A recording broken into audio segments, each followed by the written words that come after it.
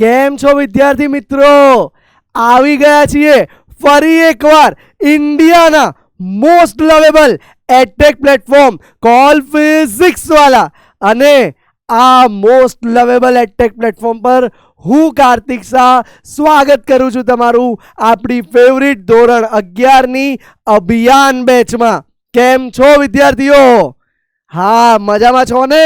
ફૂલ ઉત્સાહ અને full energy સાથે છો. હમણાં જ આપણે એક લાઈવ સેશન પણ ક્વેશ્ચન આન્સર્સનો કર્યો, અને જેમાં તમને ધોરણ 11ના બોર્ડ લેવલના JEE નીટ લેવલના પ્રશ્નોના ચર્ચા કરી સોલ્વ કરાવ્યા. તો લેક્ચર જોરદાર રહ્યો છે. એમાં કમેન્ટ્સમાં કેટલાક વિદ્યાર્થીઓ મને કહેતા હતા કે બેકલોગ સર, હજુ આ ચેપ્ટરના વિડીયો અમે જોયા નથી, અમારે બાકી રહી ગયું છે સર અમારે બેકલોગ ભેગા થઈ ગયા છે. તો બાળકો, આ વસ્તુ બેકલોગ તમને આગળ જઈને બહુ હેરાન કરશે.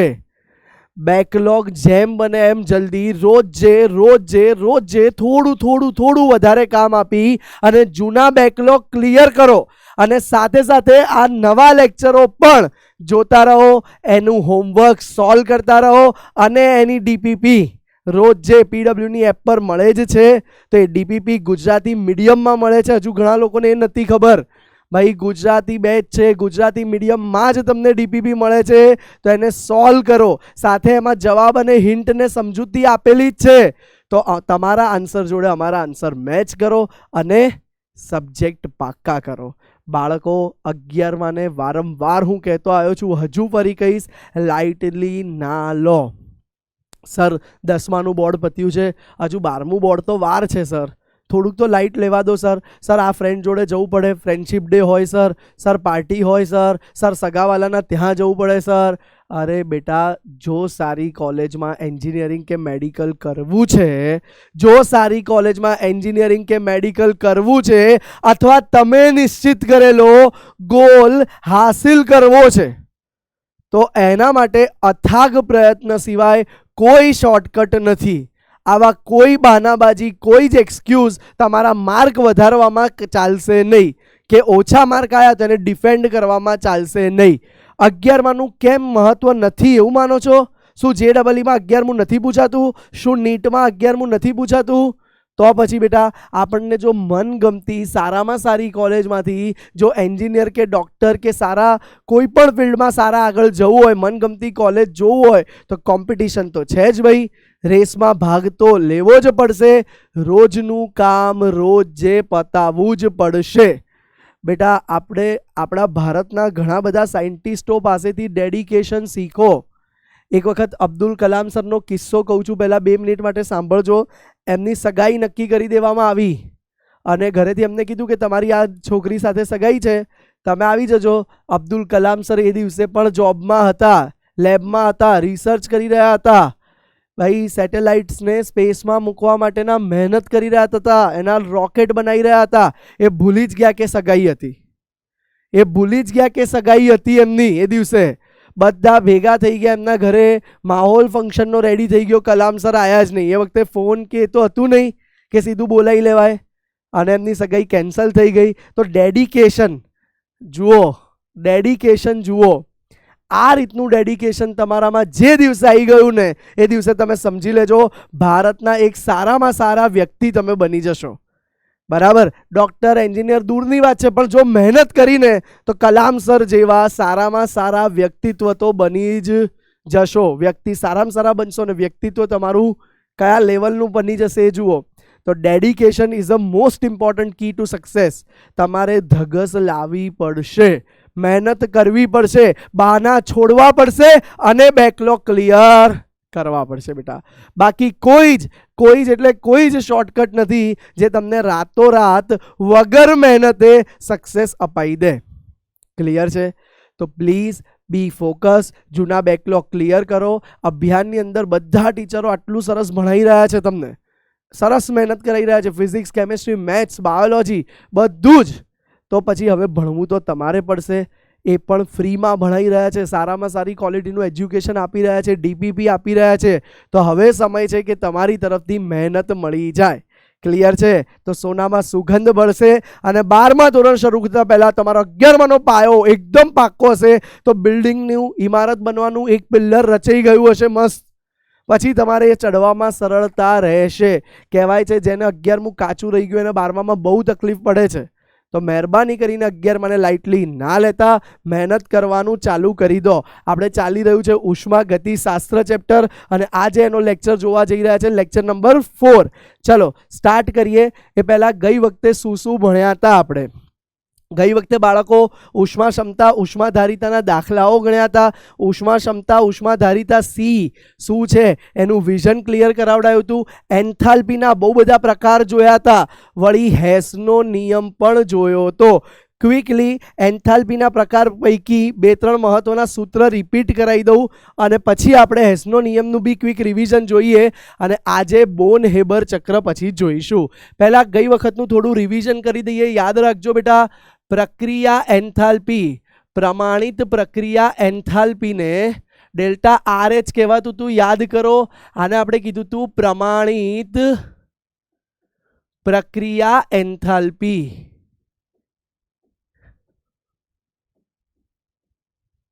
યસ બેટા.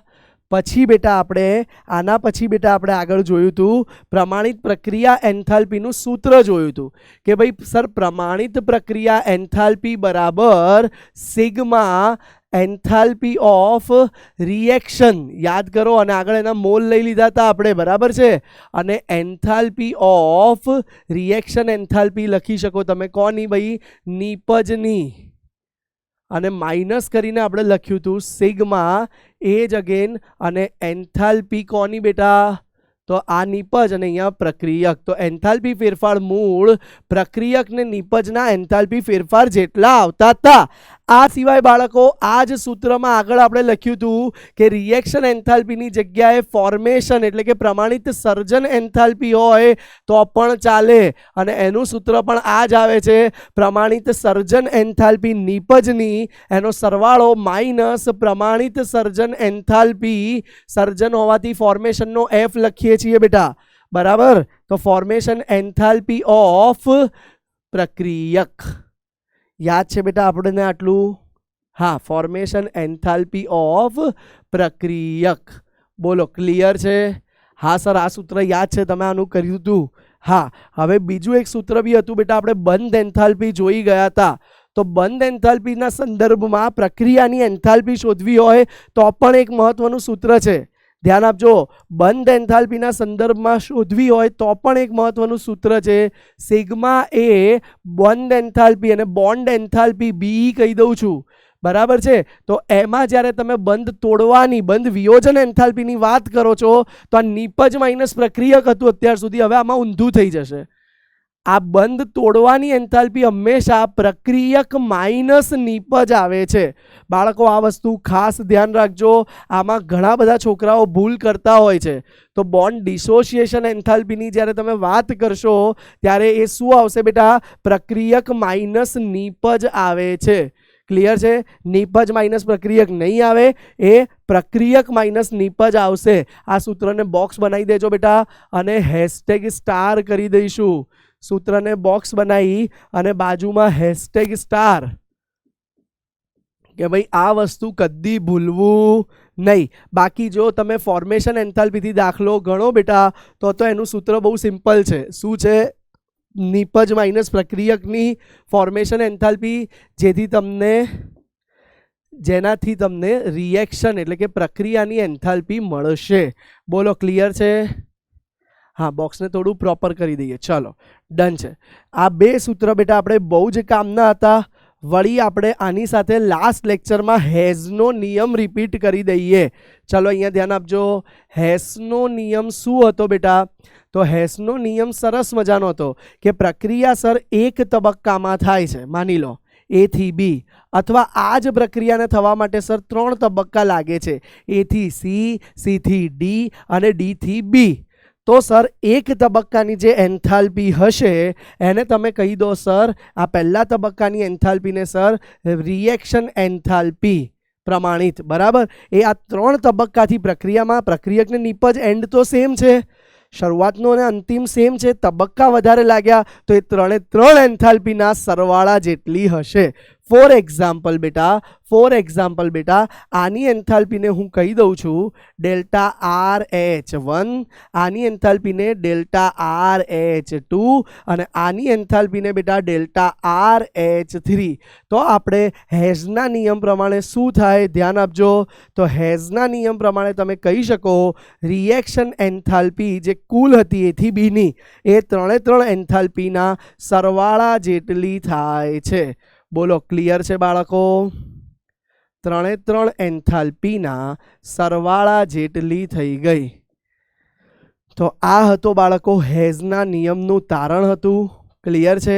આજે આપણે આ બધા ટોપિક પરથી ઘણા બધા દાખલા પણ જોઈશું, સાથે સાથે બેટા આપણે નવા ટોપિક પણ ભણીશું આજે. ચલો તો હવે બેટા આપણે આગળ વધી જઈએ. આજના ટોપિક કયા કયા ભણવાના છે? તો આજે આપણે first of all Born Haber ચક્ર વિશે વાત કરીશું કે બોર્ન હેબર ચક્ર શું છે. સાથે સાથે આજે સ્વયંસ્ફૂર્તના વિશે પણ ભણીશું. સ્વયંસ્ફૂર્ણા એટલે શું? પ્રક્રિયા આપમેળે થશે કે નહીં.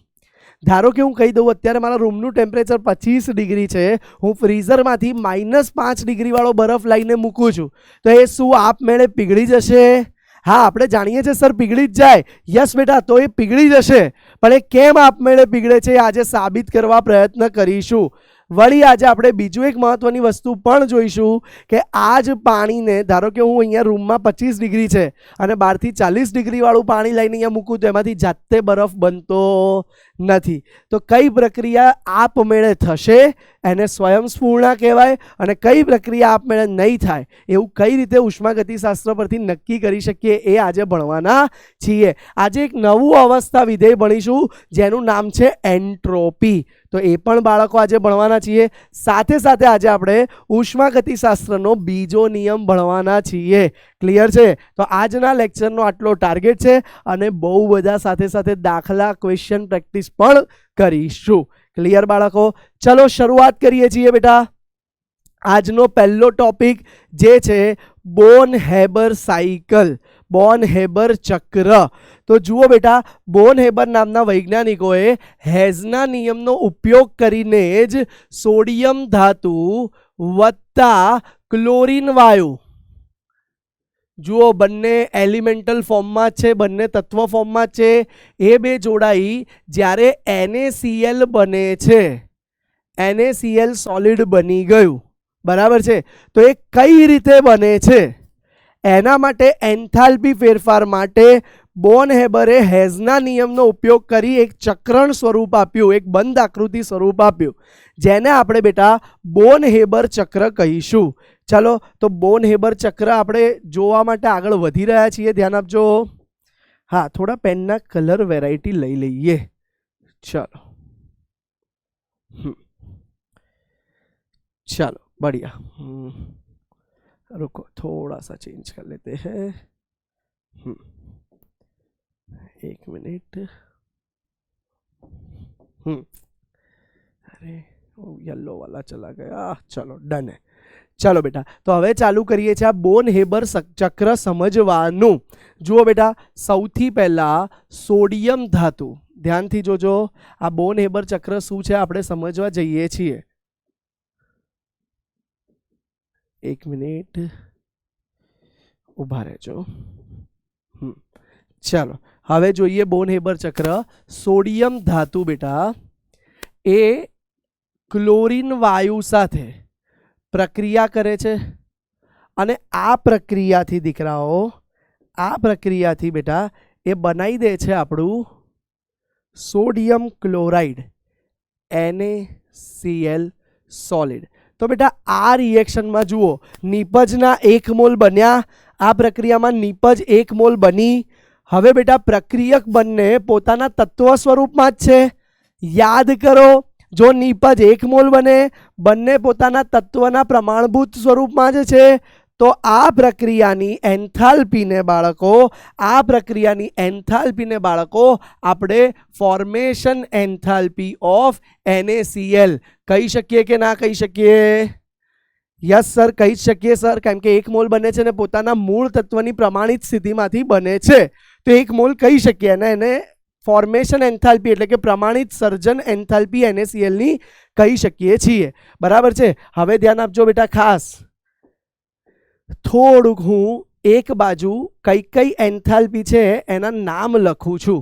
તો પહેલી એન્થાલ્પી આપણે આજે જોઈ એ છે બેટા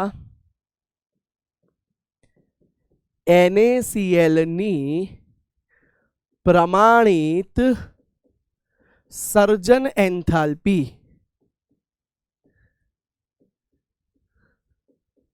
બોલો, ક્લિયર છે બેટા? પહેલો પોઈન્ટ, NaCl ની પ્રમાણિત સર્જન એન્થાલ્પી કહી શકાશે. અને હવે બેટા હવે આ રિએક્શન એક સ્ટેપમાં તો થઈ ગઈ, પણ શક્ય છે બેટા કે આ રિએક્શનને આપણે એક કરતાં વધારે પદમાં પણ કરી શકીએ. ફોર એક્ઝામ્પલ બેટા Na પ્લસ સોલિડ હતો, સૌથી પહેલા એને આપણે Na પ્લસ ગેસિયસ બનાવી દઈએ છીએ.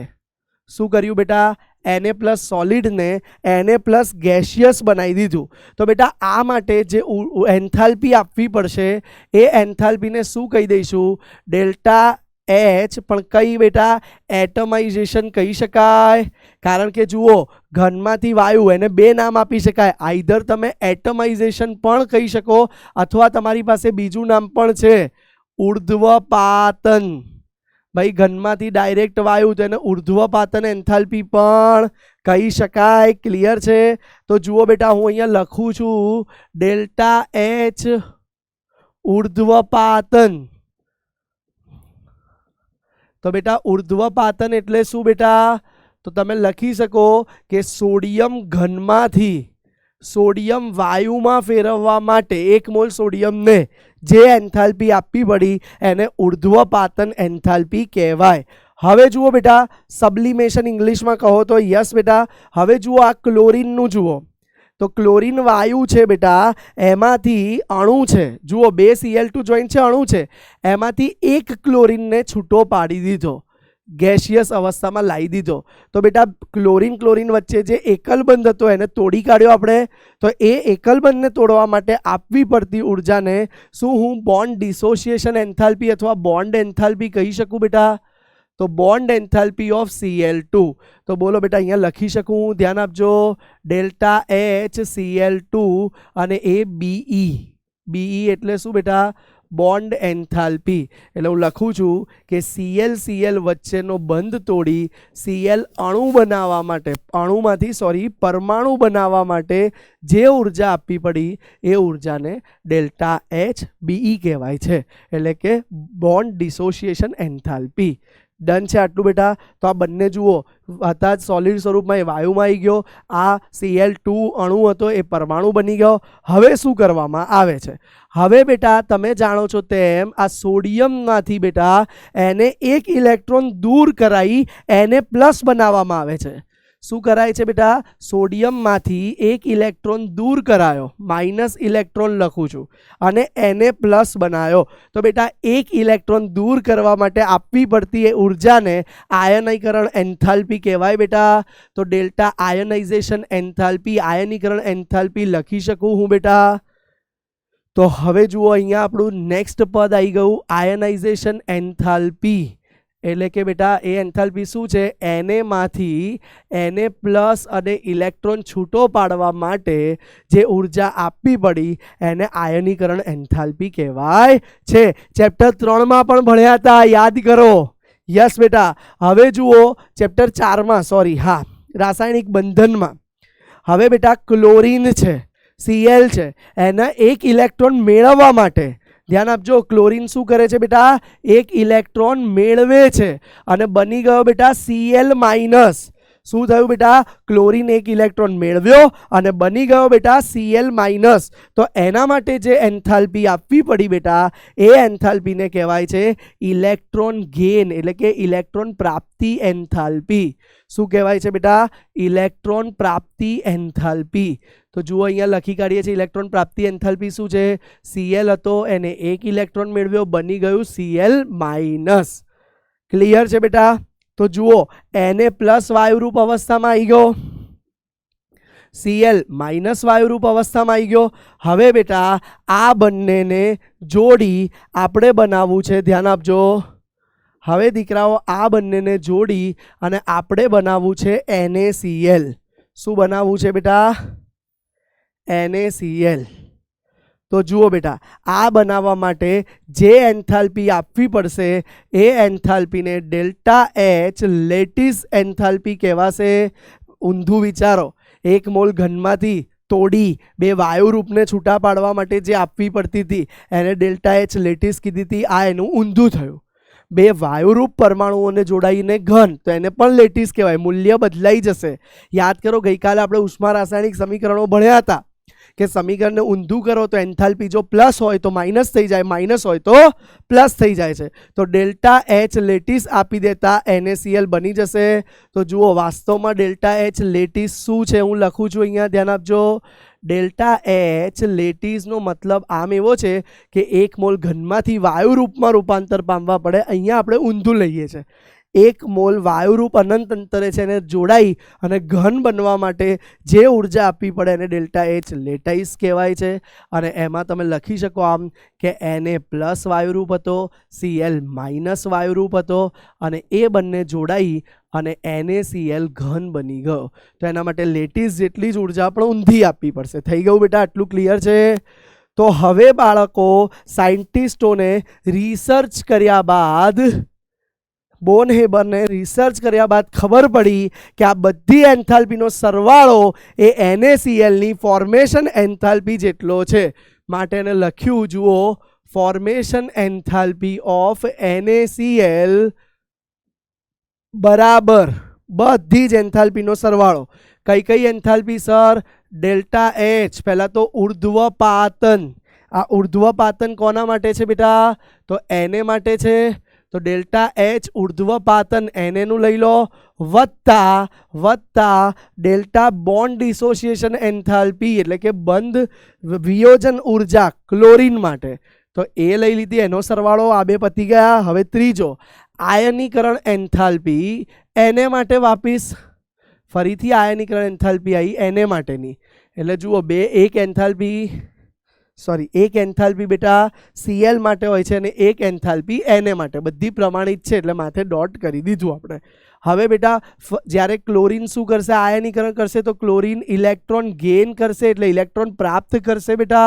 તો એની એન્થાલ્પી આવી ગઈ, ઇલેક્ટ્રોન ગેઇન એન્થાલ્પી. વળી બેટા છેક છેલ્લે કઈ એન્થાલ્પીનો સરવાળો થશે? લેટિસ એન્થાલ્પી, જે વાયુરૂપ NaClના અણુઓને Na+ અને Cl- ને જોડી અને NaCl બનાવશે. તો આ પાંચે પાંચ એન્થાલ્પીનો સરવાળો NaClની બંધ ઉષ્મા જે બંધ એન્થાલ્પી જેટલો હોય છે, ફોર્મેશન એન્થાલ્પી જેટલો હોય છે. ક્લિયર છે બેટા? તો આને કહેવાય છે બોન-હેબર સાયકલ. NCERTમાં બધા મૂલ્યો યાદ રાખવાના નથી, આપેલા છે પણ એ આપણે યાદ રાખવાના હોતા નથી. બોલો, ક્લિયર છે? બોન-હેબર સાયકલ શું થયું? જુઓ, પ્રક્રિયા એક તબક્કામાં થઈ અથવા અનેક તબક્કામાં થઈ, એન્થાલ્પીનો કુલ ફેરફાર સરખો આવે છે. બોલો, ક્લિયર થયું બેટા? પ્રક્રિયા એક તબક્કામાં થઈ અથવા તો અનેક તબક્કામાં થઈ, એન્થાલ્પીનો કુલ ફેરફાર એક સમાન આવે છે. ચલો એકવાર નજર નાખી દો, પછી આગળ જોઈએ. ચલો બાળકો, હવે આગળ થોડા આ હેસ અને બોન-હેબર ચક્રને મળતા દાખલાઓ જોઈએ છીએ. ચલો, પહેલો દાખલો જુઓ. 1 મોલ બેન્ઝીનનું દહન 298 કેલ્વિન તાપમાને અને 1 વાતાવરણ દબાણે થાય. દહન પછી CO2 અને H2O નિપજ મળે છે અને 3267 કિલોજૂલ ઉષ્મા મુક્ત થાય છે. તો બેટા ઉષ્મા મુક્ત થાય છે એટલે કઈ પ્રક્રિયા હશે બેટા? ઉષ્માક્ષેપક પ્રક્રિયા છે. બેન્ઝીનની પ્રમાણિત સર્જન એન્થાલ્પી ગણો. બેટા બેન્ઝીનની પ્રમાણિત સર્જન એન્થાલ્પી ગણવાની છે. CO2 અને H2O ની સર્જન એન્થાલ્પી આપી દીધી છે. હવે ચલો બેટા, આ દાખલો બે રીતે થઈ શકે. પહેલા સાદી રીતે આપણે હેસનો નિયમ વાપરીને કરીએ. તો જુઓ બેટા, આપણું પહેલા પ્રક્રિયા સમીકરણ શું આપ્યું છે? બેન્ઝીનની દહન પ્રક્રિયા છે. તો જુઓ, હું લખું છું C6H6 એટલે બેન્ઝીન, એની દહન પ્રક્રિયા એટલે O2 સાથે પ્રક્રિયા થાય બેટા. અને નિપજ શું મળશે બેટા? નિપજમાં તમને CO2 વાયુ વત્તા પાણી મળે છે. બરાબર છે? આપેલું જ છે બેટા. હવે જુઓ બેટા, આ સમીકરણ સંતુલિત નથી. આ સમીકરણને સૌથી પહેલું કામ સંતુલિત કરવાનું કરો. અહીંયા 6 છે તો અહીંયા 6 લગાવી દીધા બેટા આપણે. ક્લિયર છે? હવે જુઓ બેટા, કાર્બન 6 થઈ ગયા, હવે હાઇડ્રોજન 6 છે, અહીંયા 2 છે, તો અહીંયા 3 લગાવી દો, 3 દુ 6 હાઇડ્રોજન થઈ ગયા. હવે ધ્યાનથી ઓક્સિજન જુઓ, અહીંયા ઓક્સિજન 6 દુ 12 અને 3 15 છે, અહીંયા 2 છે, તો કેટલાને 2 વડે ગુણીએ તો 15 આવશે.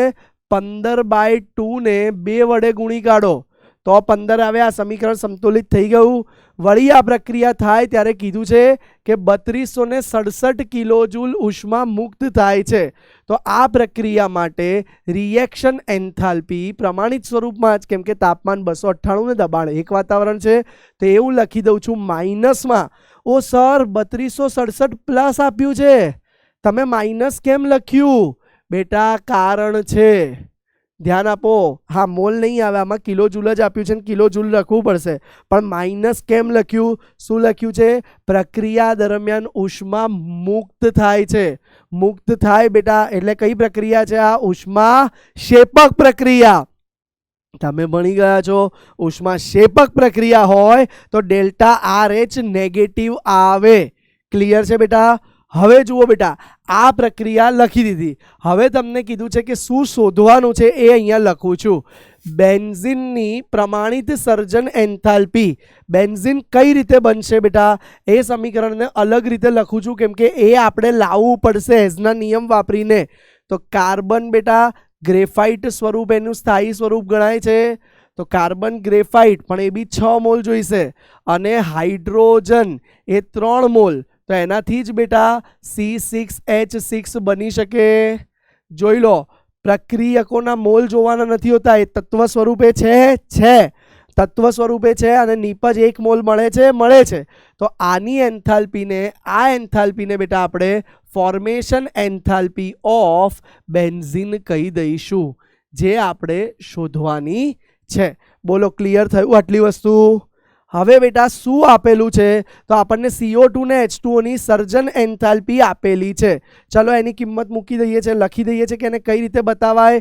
CO2 ની સર્જન એન્થાલ્પી, અગેન કાર્બન કયા ફોર્મમાં બેટા? ગ્રેફાઇટના ફોર્મમાં જશે, તો જ એ સર્જનમાં ભાગ લેશે, અને O2 એ વાયુ સ્વરૂપમાં હશે, એ બંને ભેગા થઈ અને બનાવી દેશે CO2 વાયુ.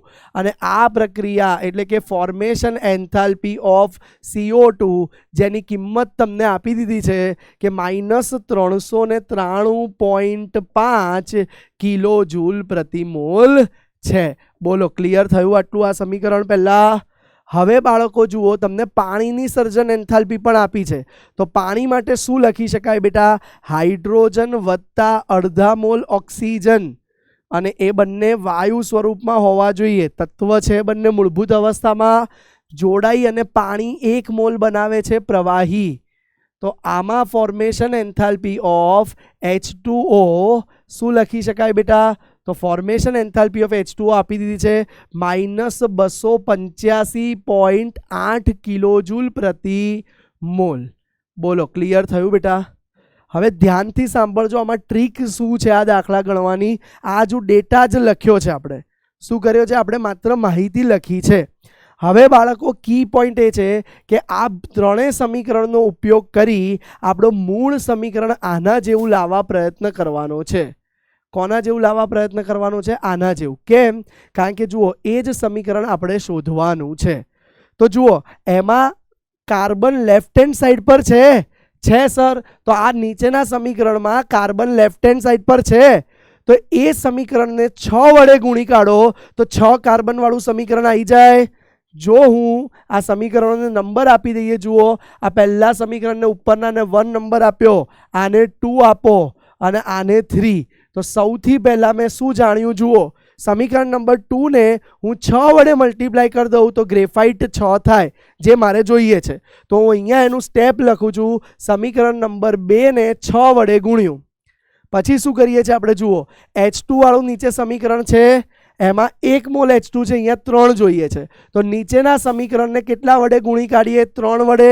તો જુઓ, 6 ગ્રેફાઇટ 3 હાઇડ્રોજન આવી ગયું. હવે બેન્ઝીન લાવું છે, આ બધામાં તો ક્યાંય બેન્ઝીન દેખાતું નથી, CO2 ને H2O જ છે.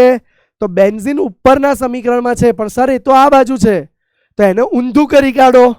એને શું કરી કાઢીશું? ઊંધું. તો સમીકરણ 1 ને હું લખી દઉં છું, રિવર્સ કરી દઈશું. શું કરી દઈશું બેટા? રિવર્સ. હવે જુઓ ધ્યાનથી, આ ત્રણે ત્રણ પ્રોસીજર હું કરું છું. ધ્યાનથી જોજો બેટાઓ. આ ત્રણે ત્રણ પ્રોસીજર આપણે કરીએ છીએ. હા, ધ્યાનથી જુઓ, થોડું નીચે લઈ લઈએ. હા, હવે આ ત્રણે ત્રણ પ્રોસીજર કરીએ છીએ. પહેલા આ સમીકરણને આપણે રિવર્સ કરીએ છીએ. હું લખી દઉં છું, જુઓ બાજુમાં. રિવર્સ એટલે કે ઊંધું કરી કાઢો. તો શું થઈ જાય? જુઓ બેટા, સમીકરણ શું થઈ જાય?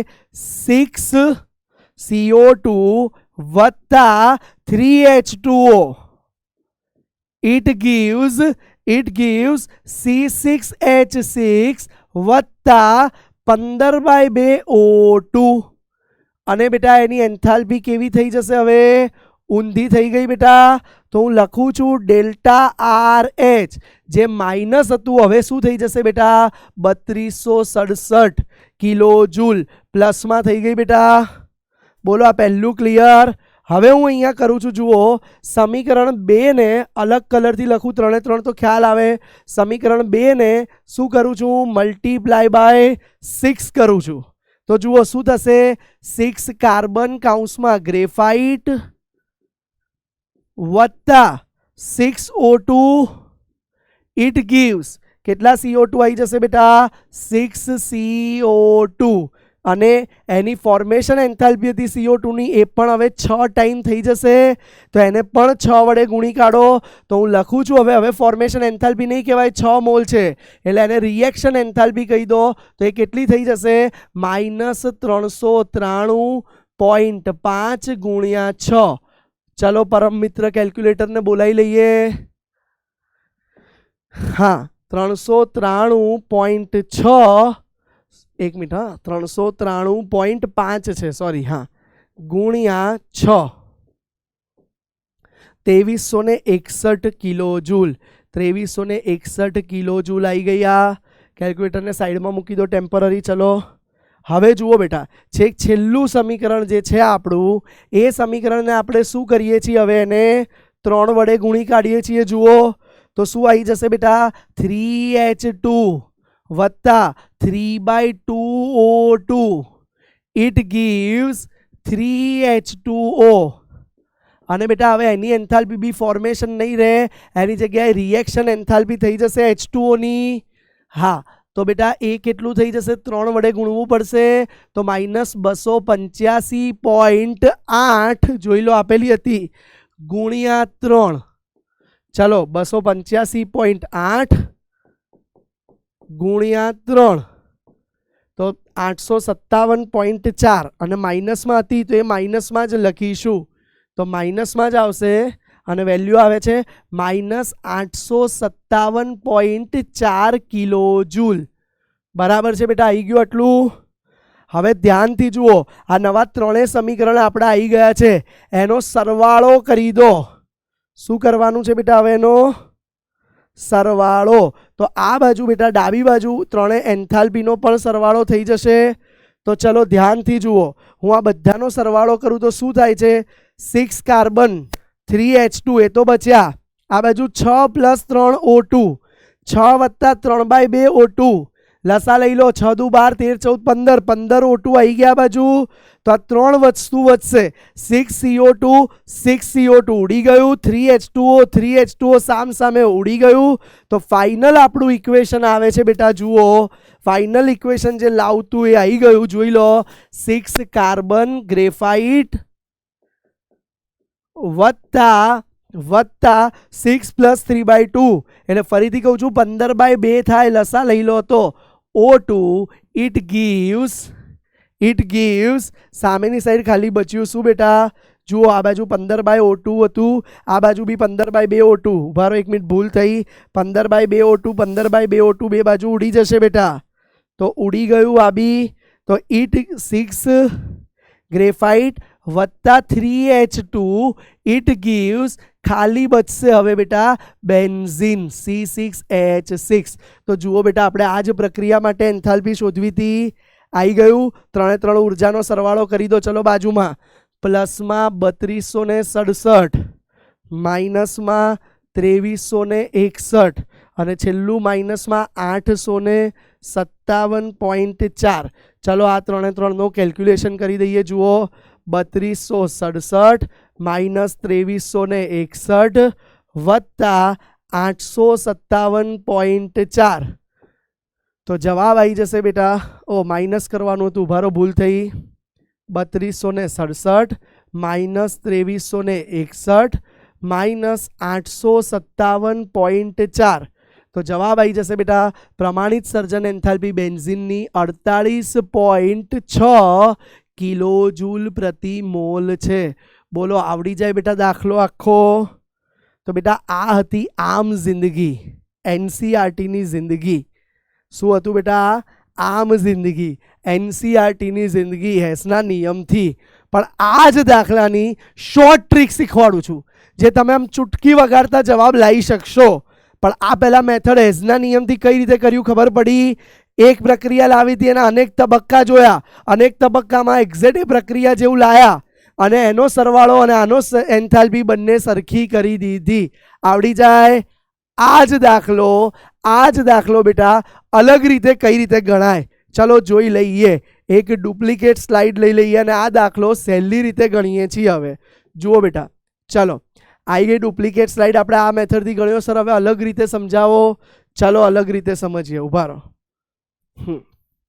ચલો હવે આપણે આ જ દાખલો બેટા અલગ રીતે તમને સહેલી રીતે સમજાવવા જઈ રહ્યા છીએ. ધ્યાન આપજો.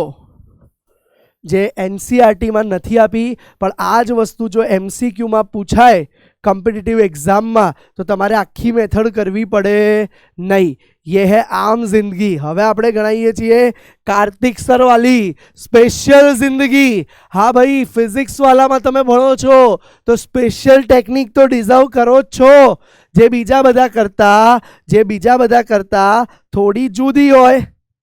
તો ચલો એ સ્પેશિયલ ટેકનિકથી હવે ભણવા જઈ રહ્યા છીએ. એક મિનિટ, આ વધારાની લાઈનો પહેલાં થોડી દૂર કરી દઈએ. ચલો ઊભા રહો. ચલો હવે આપણે ભણીએ સ્પેશિયલ ટેકનિકથી કઈ રીતે ભણી શકાય. જુઓ બેટા, ફરીથી એની એ જ રકમ છે. ફોર્મેશન એન્થાલ્પી ઓફ બેન્ઝીન શોધવી છે. પહેલાં હું બધી એન્થાલ્પીનું લખવા માટે પહેલું મેઇન રિએક્શન કોમન લખું છું. બેન્ઝીનનું દહન C6H6 વત્તા O2 ઇટ ગીવ્સ. સર આ તો આગળ બી લખ્યું હતું. હા બેટા સબ્ર કરો, થોડી રાહ જુઓ. શું નવું છે સર? બધું જ ખબર પડશે, થોડીક રાહ જોઈ લો. લખી કાઢ્યું બેટા સમીકરણ આપણે. હવે ધ્યાન આપજો બેટા, હવે ધ્યાન આપજો. સમીકરણ બેલેન્સ કરવાનો સમય આવ્યો, એ પણ કરી દો. 6 કાર્બન 6 કાર્બન 6 હાઇડ્રોજન 3 દુ 6 હાઇડ્રોજન, ઓક્સિજન 6 દુ 12 13 14 15. તો અહીંયા આવી ગયું બેટા 15/2. બેટા આ ટ્રીક હા ખાસ ધ્યાન આપજો, માસ્ટર ટ્રીક છે, માસ્ટર ટ્રીક છે. થઈ ગયું સમીકરણ. હવે આ સમીકરણથી કેટલી ઉષ્મા મુક્ત થાય છે કીધું છે. તો રિએક્શન એન્થાલ્પી આપી દીધી છે પ્રક્રિયાની પ્રમાણિત સ્વરૂપમાં.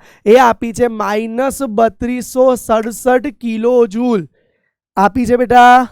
હવે જુઓ તમને શું ડેટા આપ્યો છે એના સિમ્બોલ લખો ખાલી.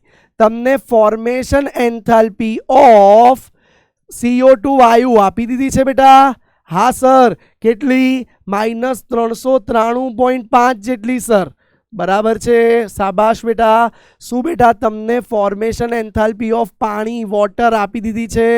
હા સર, કેટલી? -285.8 કિલો જૂલ પ્રતિ મોલ સર. શાબાશ.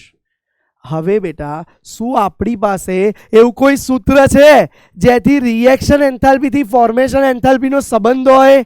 યસ યસ યસ, યાદ કરો. આપણી પાસે સરસ મજાનું સૂત્ર છે. આજે સવારે બી જોયું આપણે. રિએક્શન એન્થાલ્પી હમણાં જ, એટલે આજે સવારે મતલબ હમણાં જ લેક્ચરમાં જોયું. રિએક્શન એન્થાલ્પી બરાબર શું હતું? સિગ્મા એ એન્થાલ્પી ઓફ શેનું ભાઈ? યાદ કરો ભાઈ, ફોર્મેશન એન્થાલ્પી ઓફ નિપજ બરાબર minus sigma A formation enthalpy of પ્રક્રિયક.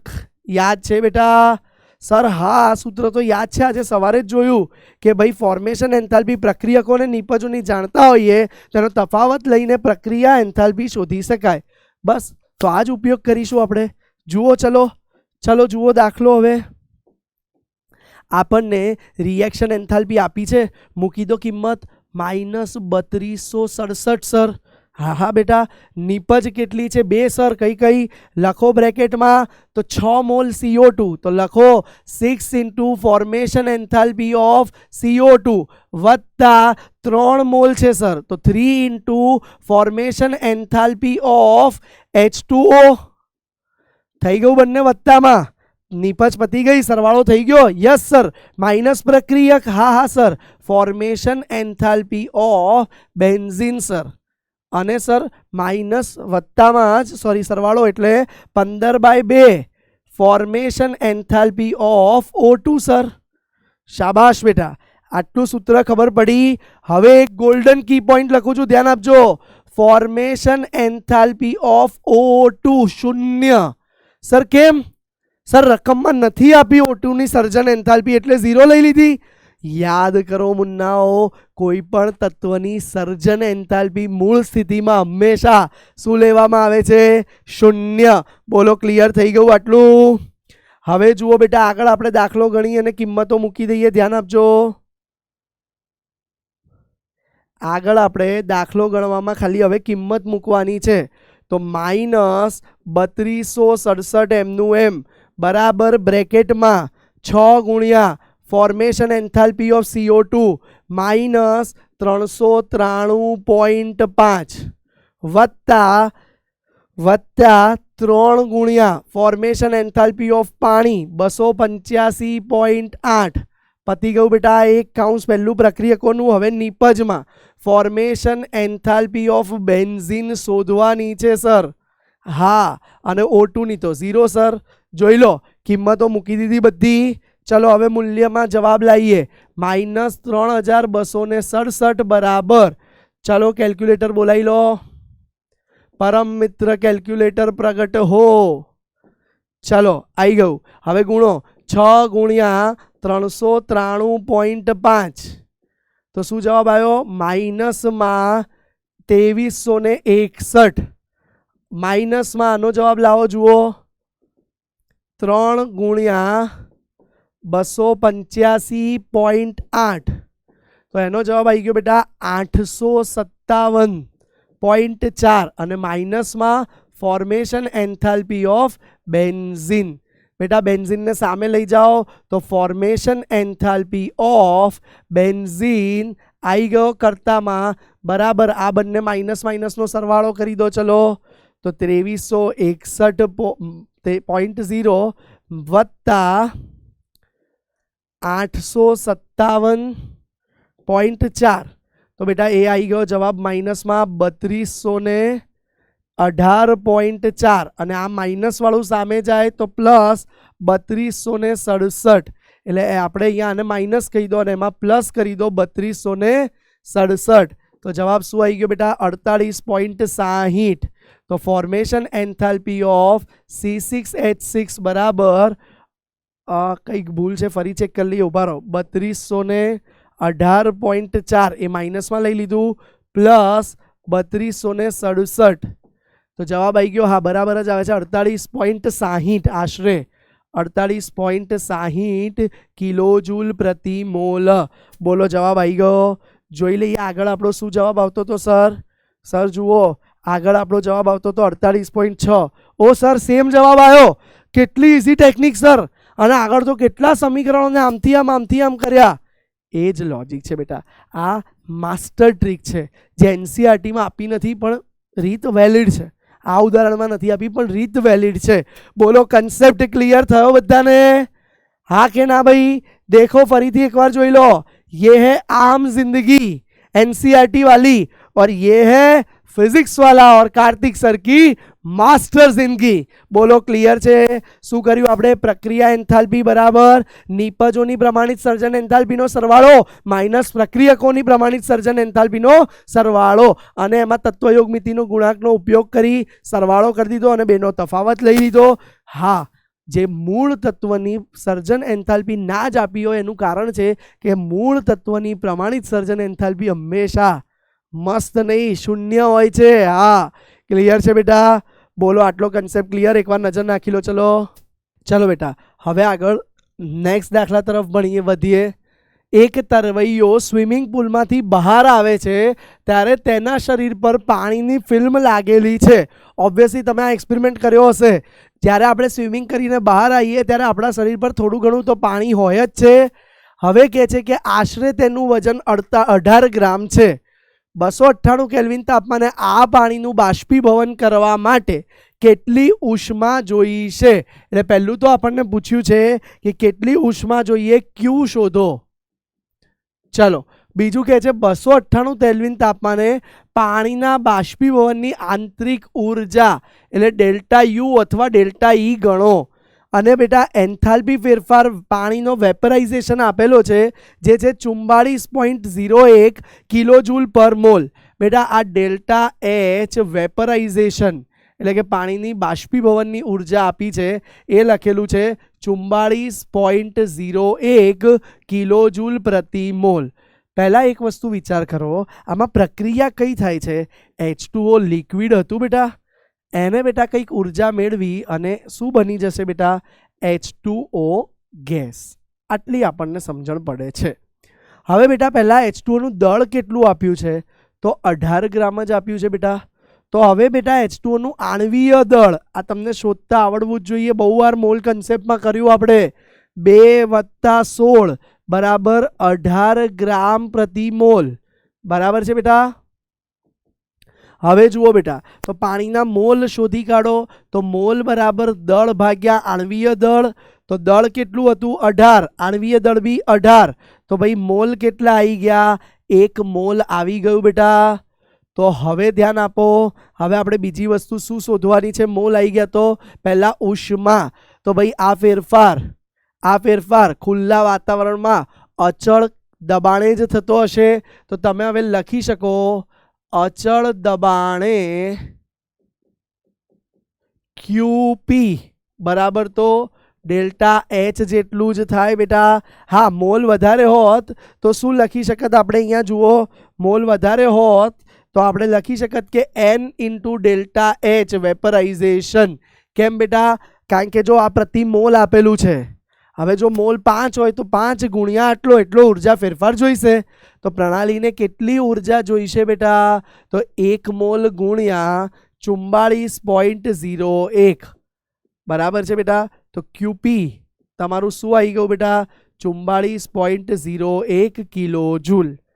જુઓ, આપણને પૂછ્યું હતું પાણીની બાષ્પીભવન કરવા માટે કેટલી ઉષ્મા જોઈશે. પ્રણાલી ઉષ્મા મેળવવી પડશે એટલે પ્લસમાં. આ તમારો પહેલો જવાબ આવી ગયો. હવે બીજો જવાબ છે આપણે એની આંતરિક ઉર્જા શોધો. જુઓ, ડેલ્ટા યુ. તો ડેલ્ટા એચ અને ડેલ્ટા યુ વચ્ચેનો સંબંધ યાદ કરો. છે જ સર, યાદ છે સર. શું બેટા? તો ડેલ્ટા યુ બરાબર પહેલા ડેલ્ટા એચ નું સૂત્ર આવ્યું હતું ડેલ્ટા યુ પરથી. Delta U plus P delta V યાદ છે આપણને? હવે બેટા પી ડેલ્ટા વી ની જગ્યાએ અહીંયા શું મૂકી શકાય? ડેલ્ટા એચ બરાબર delta U plus delta NGRT મુકાય બેટા? યસ. તો હવે જુઓ બેટા, ડેલ્ટા NGRT એ તો શું છે? વાયુરૂપ નિપજના મોલ માઇનસ પ્રક્રિયકના. તો ડેલ્ટા NG માં હું લખું છું બેટા કે ભાઈ મોલ ઓફ નિપજ માઇનસ મોલ ઓફ પ્રક્રિયક. બોલો, ક્લિયર છે? હવે જુઓ બેટા, મોલ ઓફ નિપજ માઇનસ મોલ ઓફ પ્રક્રિયક કરીશું તો એ શું આવશે? તો ડેલ્ટા NG અહીંયા 1 - 0 એટલે નિપજના મોલ માઇનસ પ્રક્રિયકના મોલનો તફાવત 1 આવી જશે. હવે જુઓ બેટા, આ સૂત્રમાં ડેલ્ટા યુને કરતા બનાવી દો. તો ડેલ્ટા યુ બરાબર delta H minus delta NGRT. બોલો, ક્લિયર છે? હવે જુઓ બેટા, તો અહીંયા આપણે ડેલ્ટા યુમાં બધી કિંમત મૂકો. ડેલ્ટા એચ 44.01 પણ આ સમીકરણમાં એ જૂલમાં જ જોઈએ એટલે ઇન્ટુ 1000 કરી દઉં છું. કિલો જૂલને જૂલમાં. ડેલ્ટા NG1 R 8.314 અને ટી તાપમાન આપેલું છે 298. બરાબર બેટા? તો ગણતરી જુઓ ડેલ્ટા યુની. ડેલ્ટા યુ બરાબર 44,010 કેમ કે 1000 વડે મલ્ટીપ્લાય થઈ ગયા, માઇનસ 8.314 ને 298 વડે ગુણી દઈએ તો 8.314 ગુણ્યા 298, તો જવાબ આવી ગયા 2477.57. 2477.57. બોલો ક્લિયર છે? હવે જુઓ બેટા, તો 44 0 10 માઇનસ 2477.57, તો જવાબ આવશે 41,532.43. તો આ ડેલ્ટા યુ આવ્યો બેટા, પણ એ બી કિલો જૂલમાં જ લઈ દો તો 1000 વડે ભાગી કાઢો તો 41.533 કિલો જૂલ પ્રતિ મોલ. બોલો ક્લિયર છે બેટા? તો આ જવાબને પણ આપણે બોક્સ બનાવી દઈએ છીએ. આવડી જાય દીકરાઓ? તો આ રીતે બેટા આપણે ક્યુ અને ડેલ્ટા યુ બંને શોધી શકીએ જ્યારે આપણને ડેલ્ટા એચ આપ્યો હોય. નજર નાખી લો એકવાર. હવે બાળકો આપણે નેક્સ્ટ દાખલો જોઈએ.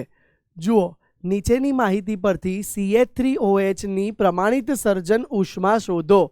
બેટા પ્રમાણિત સર્જન ઉષ્મા કીધી છે, ધ્યાન આપો બેટા. આપણને અહીંયા પ્રમાણિત સર્જન ઉષ્મા કીધી છે. તો બેટા સૌથી પહેલા CH3OH નું મૂળ સમીકરણ લખો. કઈ રીતે બનશે? તો એના માટે બેટા કાર્બન ગ્રેફાઇટ સ્વરૂપે જોઈએ. સર્જન ઉષ્મામાં યાદ રાખજો તત્વો મૂળ સ્વરૂપે જોઈએ બાળકો. તો સી ગ્રેફાઇટ વત્તા એમાં કેટલા મોલ H2 છે? 2 મોલ, તો 2H2 વાયુ સ્વરૂપે લખી દીધું પ્રમાણિત, વત્તા અડધો મોલ બેટા O2 ગેસ પ્રમાણિત સ્વરૂપે લખી દીધું. અને એનાથી શું બનશે બેટા?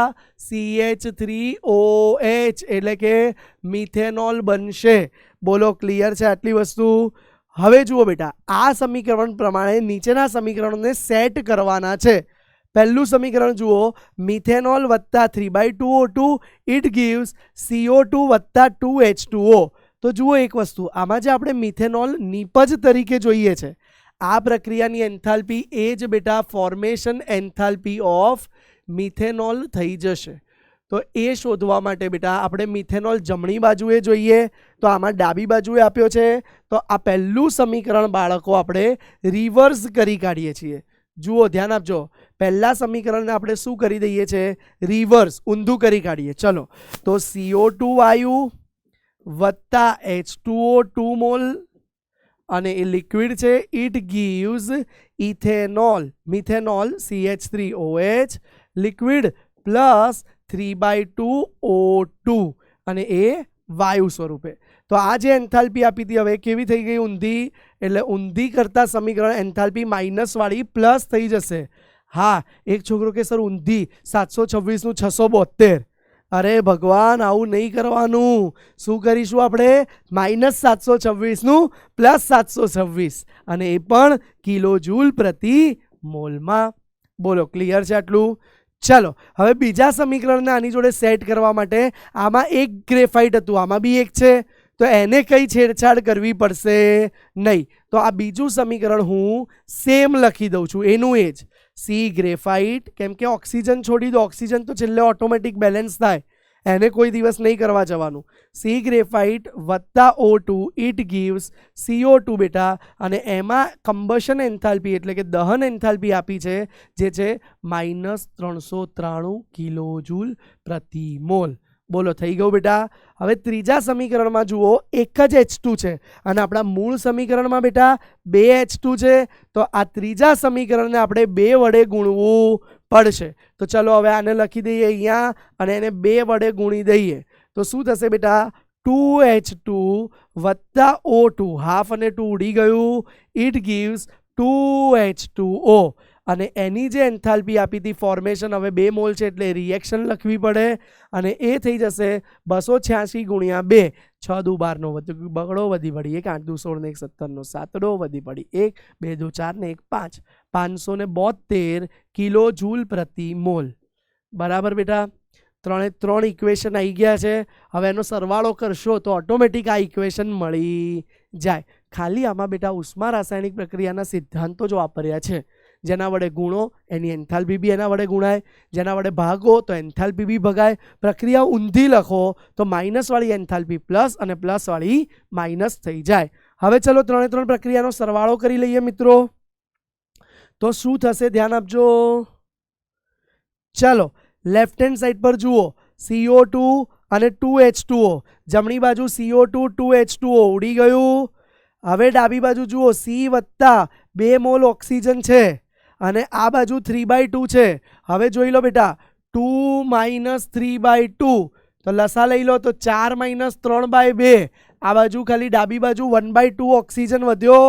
તો હવે હું લખું છું C ગ્રેફાઇટ તો વધ્યું જ છે બેટા, પ્લસ 2H2 બી વધ્યું છે અને આ ઓક્સિજનો બધા ઉડી જતા આ બાજુ ખાલી 1/2 O2 વધ્યું. તો હવે જમણી બાજુ ખાલી શું વધ્યું? મિથેનોલ. તો બોલો આવી ગયું સમીકરણ આપણે ઉપર જે જોઈતું હતું એ? યસ ઓર નો? તો એની ફોર્મેશન એન્થાલ્પી હવે શું થાય? આ ત્રણેય એન્થાલ્પીનો શું કરી દો બેટા? સરવાળો. ચલો ભાઈ, હા આ તો ભાઈ સાવ સહેલો સરવાળો છે, તમે એમને બી કરી શકો. હાલ પૂરતું હું કેલ્સી વાપરું છું, તમારે વાપરવું નહીં. 393 કેમ કે JEE નીટમાં કેલ્સી અલાઉડ નથી. હા ગુજરાત બોર્ડની ને ગુજસેટની એક્ઝામમાં કેલ્સી અલાઉડ છે. 726 - 393 વત્તા 572. તો જવાબ શું આવી ગયો બેટા? 905 કિલો જૂલ પ્રતિ મોલ. બોલો આવડી જાય દીકરાઓ? ક્લિયર છે મેથડ બધાને? કન્સેપ્ટ સાથે હવે કોઈ ડાઉટ રહેશે નહીં. ચાલો ડન. નજર નાખી લેજો દાખલા પર, પછી આગળ જોઈએ. હવે ચાલો નેક્સ્ટ દાખલો. N2 + 3H2 it gives 2NH3 અને પ્રક્રિયાની એન્થાલ્પી આપી છે. જુઓ ફરી સમીકરણ લખું છું. N2 + 3H2 બધું વાયુ, ઇટ gives એમોનિયા વાયુ અને આ પ્રક્રિયાની એન્થાલ્પી આપી દીધી છે આપણને. જે રિએક્શન એન્થાલ્પી આપણને આપી છે એ છે -92.4 કિલો જૂલ પ્રતિ મોલ આપી દીધી છે બેટા. હવે કહે છે NH3 વાયુની પ્રમાણિત સર્જન એન્થાલ્પી કેટલી હશે? તો બેટા NH3 ની સર્જન એન્થાલ્પીમાં આ સમીકરણને ફેરવવું હોય તો તત્વ અવસ્થામાં પ્રક્રિયકો તો છે, પણ નિપજના કેટલા મોલ છે? 2. એને 1 મોલ કરવું પડે તો જ જવાબ આવે. તો આખા સમીકરણને 2 થી ભાગી દો તો ½ N2 વત્તા 3/2H2 ઇટ gives NH3. હવે બેટા આ એન્થાલ્પી જે આવશે એને તમે કહી શકશો ફોર્મેશન એન્થાલ્પી, એટલે કે પ્રમાણિત સર્જન એન્થાલ્પી એમોનિયાની. તો એ શું આવશે? આ જે તમારી રિએક્શન એન્થાલ્પી હતી એને 2 વડે ભાગવી પડશે. તો -92.4 ભાગ્યા 2. તો જુઓ -4 દુ 8, 12 વધ્યા 6 દુ 12 અને 4 એટલે 2. તો 46.2 માઇનસમાં કિલો જૂલ પ્રતિ મોલ. તો તમે લખી શકો ફોર્મેશન એન્થાલ્પી ઓફ અમોનિયા બરાબર આ જવાબ. બોલો ક્લિયર છે? નાનકડા MCQના ફોર્મમાં આ વસ્તુ પૂછાઈ શકે. બહુ સરળ છે. ફોર્મેશન એટલે કે પ્રમાણિત સર્જન એન્થાલ્પી પૂછી હોય તો તમારે 2 નિયમ અચૂક યાદ રાખવા જોઈએ. અરે ભાઈ કયા 2 નિયમો છે? યાદ રાખો 2 નિયમો. પહેલું પ્રક્રિયકો માટે. પ્રક્રિયકો કેવા હોવા જોઈએ? પ્રમાણિત અવસ્થામાં. અને સ્ટ્રિક્ટલી કેવા હોવા જોઈએ? તત્વો હોવા જોઈએ કમ્પલસરી. અને બેટા નિપજ કેવી હોવી જોઈએ? ધ્યાન આપો. નિપજ કમ્પલસરી 1 મોલ જ હોવી જોઈએ. તો એવા સમીકરણમાં તમારે ફેરવી દેવાનું અને પછી જવાબ આવી જાય. બોલો ક્લિયર છે આટલી વસ્તુ? ચાલો હવે બેટા નેક્સ્ટ દાખલો જોઈએ. CO gas, CO2 gas, N2O gas, N2O4 gas બધાની સર્જન એન્થાલ્પી આપી છે અને આ પ્રક્રિયા એક આપી છે, એની રિએક્શન એન્થાલ્પી શોધવાની છે. બહુ સરળ છે. સ્માર્ટ ટેકનિકમાં આપણે આ જ સૂત્ર વાપર્યું હતું. શું ભાઈ? રિએક્શન એન્થાલ્પી બરાબર નિપજોની પ્રમાણિત સર્જન એન્થાલ્પીનો સરવાળો માઇનસ પ્રક્રિયકોની પ્રમાણિત સર્જન એન્થાલ્પીનો સરવાળો. ચલો પહેલા ડેટા બનાવી દઈએ. ચલો data. Formation enthalpy of carbon monoxide કેટલી આપી છે બેટા? -110 બરાબર એકમ કિલો જૂલ પ્રતિ મોલ. ચલો બીજું ફોર્મેશન એન્થાલ્પી ઓફ CO2 વાયુ એ કેટલી આપી દીધી છે બેટા? -393 કિલોજૂલ પ્રતિ મોલ. ત્રીજી વસ્તુ બેટા શું આપ્યું છે? પ્રમાણિત સર્જન એન્થાલ્પી કોની આપી છે બેટા? N2O ની કેટલી આપી દીધી છે? તો એ આપી દીધી છે બેટા 81 કિલોજૂલ પ્રતિ મોલ. ચોથી વસ્તુ શું આપી છે બેટા? પ્રમાણિત સર્જન એન્થાલ્પી N2O4 ની અને એ કેટલી આપી છે બેટા? 9.7 કિલોજૂલ પ્રતિ મોલ. બોલો આટલી વસ્તુ આપી દીધી છે. અને હવે કઈ પ્રક્રિયા કીધી છે જુઓ, એ પ્રક્રિયા ધ્યાનથી લખું છું ફરીથી. N2O4 વાયુરૂપ અવસ્થામાં વત્તા 3CO એ બી વાયુરૂપ અવસ્થામાં, ઇટ ગીવ્સ N2O વાયુ વત્તા 3CO2 વાયુ. આવું સમીકરણ આપે તો સૌથી પહેલા ચેક કરો કે શું સમીકરણ સંતુલિત છે, બંને બાજુ સરખું છે. નાઇટ્રોજન 2 સંતુલિત, કાર્બન 3 સંતુલિત, ઓક્સિજન 4 અને 5 6 7, આમાં 1 અને 3 દુ 6 7 સંતુલિત છે. તો હવે વાંધો નહીં, હવે તમે ડાયરેક્ટ સૂત્ર લખી શકો. શું સૂત્ર બેટા? રિએક્શન એન્થાલ્પી બરાબર સિગ્મા એ એન્થાલ્પી ઓફ શું થશે ભાઈ? તો એન્થાલ્પી ઓફ ફોર્મેશન ઓફ નિપજ માઇનસ સિગ્મા એ શું છે? તત્વયોગ મિતિ ગુણાંક, એ ભૂલતા નહીં. ફોર્મેશન એન્થાલ્પી ઓફ પ્રક્રિયક. બોલો ક્લિયર છે આ સૂત્ર? તો ચલો આ જ રિએક્શનની એન્થાલ્પી માટે લખો. નિપજ કઈ છે? 2 છે. પહેલા એક જ મોલ છે તો ડેલ્ટા ફોર્મેશન ઓફ N2O વત્તા 3 મોલ છે તો formation enthalpy of 3 times CO2 ની લઈ લો, માઇનસ હવે જુઓ બેટા N2O4 એક જ મોલ છે તો delta formation enthalpy of N2O4 વત્તા 3 મોલ છે માટે delta formation enthalpy of CO. Done છે બેટા? હવે બસ બધાની કિંમત આપેલી છે, જોઈ જોઈને મૂકી દઈએ. ચલો પહેલા N2O તો જુઓ આ રહી 81 લખી દીધું, વત્તા 3 ઇન્ટુ CO2 -393 પછી વચ્ચે માઇનસ આવશે, બ્રેકેટમાં N2O4 એક જ છે 9.7 વત્તા 3 ઇન્ટુ કાર્બન મોનોક્સાઇડની -110. ચલો ગણતરી કરી દો. તો બ્રેકેટમાં 81 વત્તા 3 ગુણ્યા 393, 3 તરી 9, 9 તરી 27 નો 7 વધી પડી 2, 3 તરી 9 10 11. તો જુઓ ભાઈ શું આવશે જવાબ? 81 તો બરાબર, પછી -27 28 3 તરી 9 10 11, હા તો -1179 આવ્યું. બરાબર છે? હવે જુઓ બેટા આ બી માઇનસ રાખો, 9.7 પણ એમનું એમ, -110 ગુણ્યા 3 330. તો બોલો બેટા હવે જુઓ 81 -1179 -9.7 વત્તા 330 થઈ ગયું. હવે કેલ્ક્યુલેટરમાં આ ગણતરી કરી લઈએ. ચલો ધ્યાન આપજો.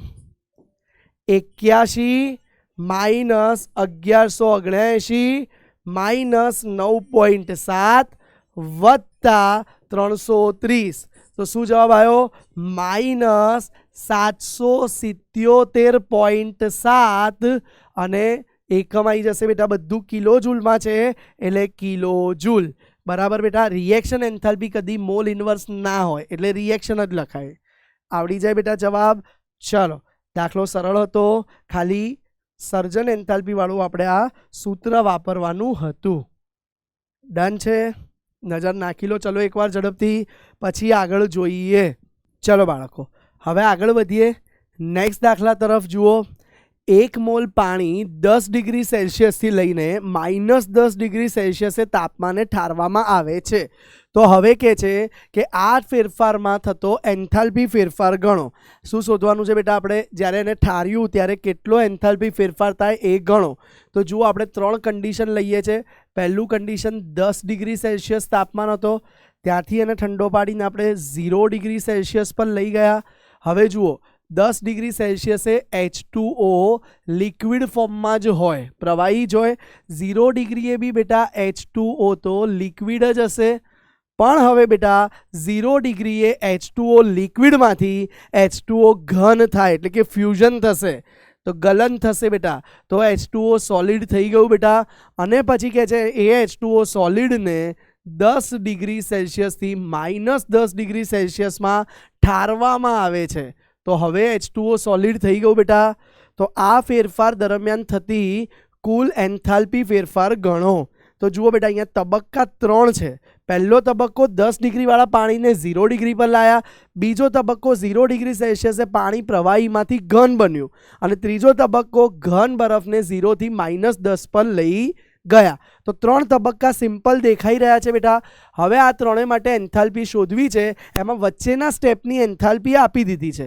જુઓ, ફ્યુઝન એન્થાલ્પી આપી દીધી છે આપણને 6.03 કિલો જૂલ પર મોલ. તો ડેલ્ટા એચ ફ્યુઝન એટલે કે ગલન કહી શકો, જે આપી દીધી છે બેટા આપણને 6.03. બરાબર છે. બરફ આટલી એન્થાલ્પી ગુમાવશે તો એ ઘન બનશે. એટલે માટે અહીંયા જુઓ, આ ફ્યુઝન આપી છે એટલે અહીંયા આપણે તમારે માઇનસ લખવી પડશે. 6.03 માઇનસમાં અને કિલો જૂલ, પણ જુઓ બાકીના તો જૂલ છે, તો આને બી બેટા જૂલમાં ફેરવી દો. તો 6030 માઇનસમાં જૂલ થઈ ગયું. બોલો, આટલું ક્લિયર થયો કન્સેપ્ટ પહેલાં? હા. કેમ માઇનસ લખ્યું સર? બેટા લિક્વિડમાંથી ઘન બને છે તો એન્થાલ્પી એને એટલી ગુમાવી પડે એટલે આ માઇનસ લખવું પડે. ભલે આપ્યું છે અહીંયા ધનમાં, પણ એ ઊંધું છે. ઘન પ્રવાહી બને ત્યારની એન્થાલ્પી ત્યારે આટલી શોષતી હોય છે. હવે જુઓ બેટા, 10 થી 0 આવ્યા તો લિક્વિડ માટે, પાણી માટે CP આપેલું છે. તો CP કેટલું હતું પ્રવાહી માટે?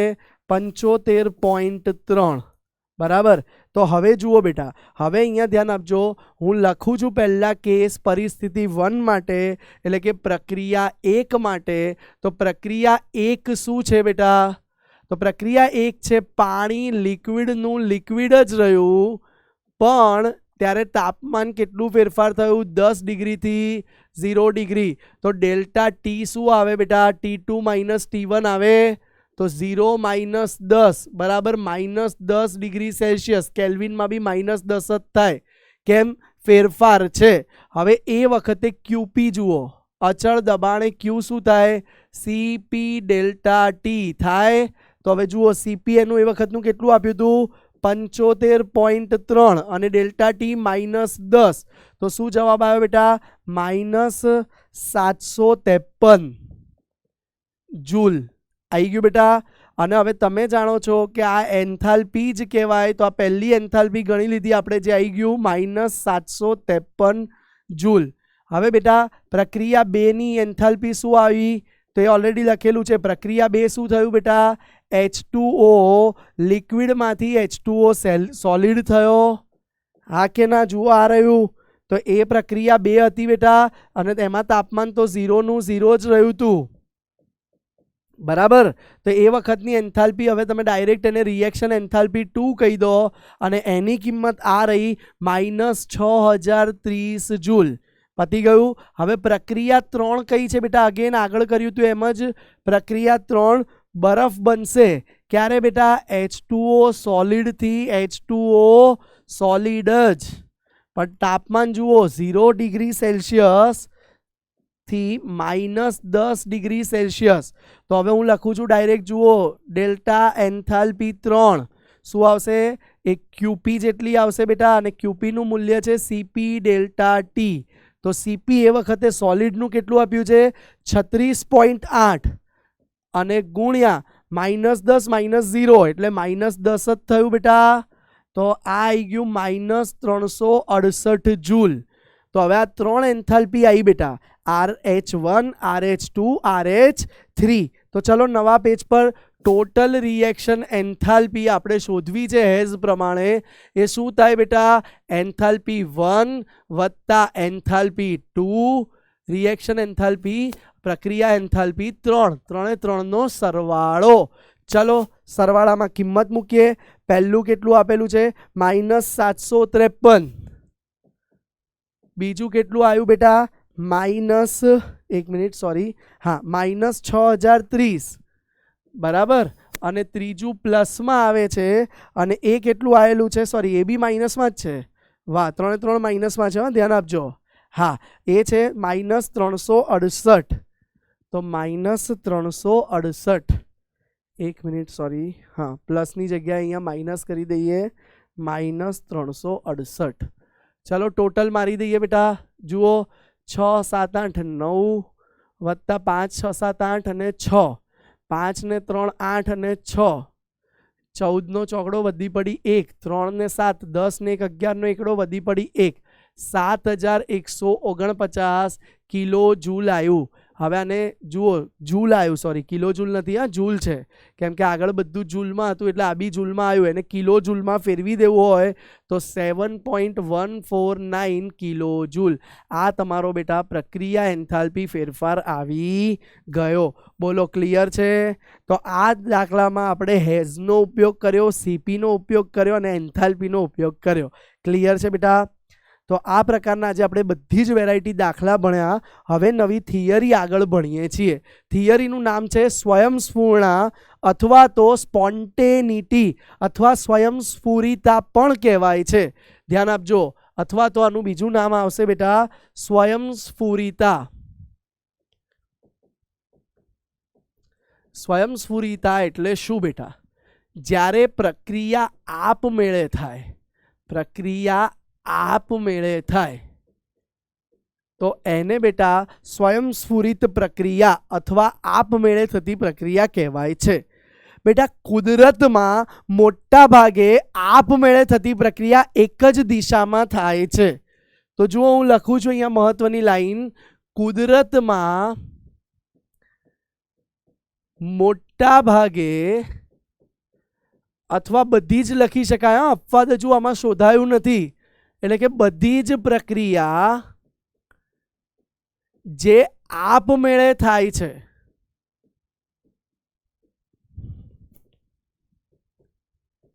તે એક જ દિશામાં થાય છે, એક જ દિશામાં જાતે, એટલે કે સ્વયંસ્ફુરિત, સ્વયંસ્ફુરિત થાય છે. માટે તે અપ્રતિવર્તી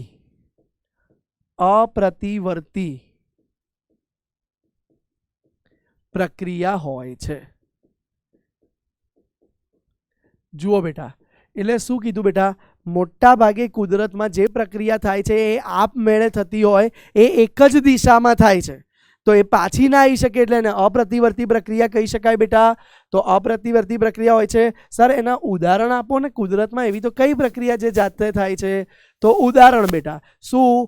પહેલું ઉદાહરણ, પાણી ઊંચાઈથી નીચાઈ તરફ અથવા નીચે તરફ આપમેળે વહે છે. બેટા પાણીને ઢાળ પર મૂકો અને છોડી દો તો એ આપમેળે ઢાળ પર નીચે આવે છે. એના માટે આપણે કે કુદરતે કોઈ બળ આપવું પડતું નથી. તો એક દિશામાં આપમેળે વહ્યું, પાછું જાતે ના આવે. તમે આમ નીચે, આ ઢાળ છે, જુઓ મારો હાથ, અહીંયા નીચે મૂક્યું હોય તો એ પાણી ઉપર ના ચડે, આ ઉપર મૂકો તો એ નીચે જતું રહે છે. તો એક જ દિશામાં ફ્લો થયો. એ જ વસ્તુ, બીજી વસ્તુ બેટા ઉષ્મામાં જુઓ તમે, તો ઉષ્મા હંમેશા માટે ઊંચા તાપમાનથી, ઉષ્મા ક્યાં આવશે બેટા? ઊંચા તાપમાનથી નીચા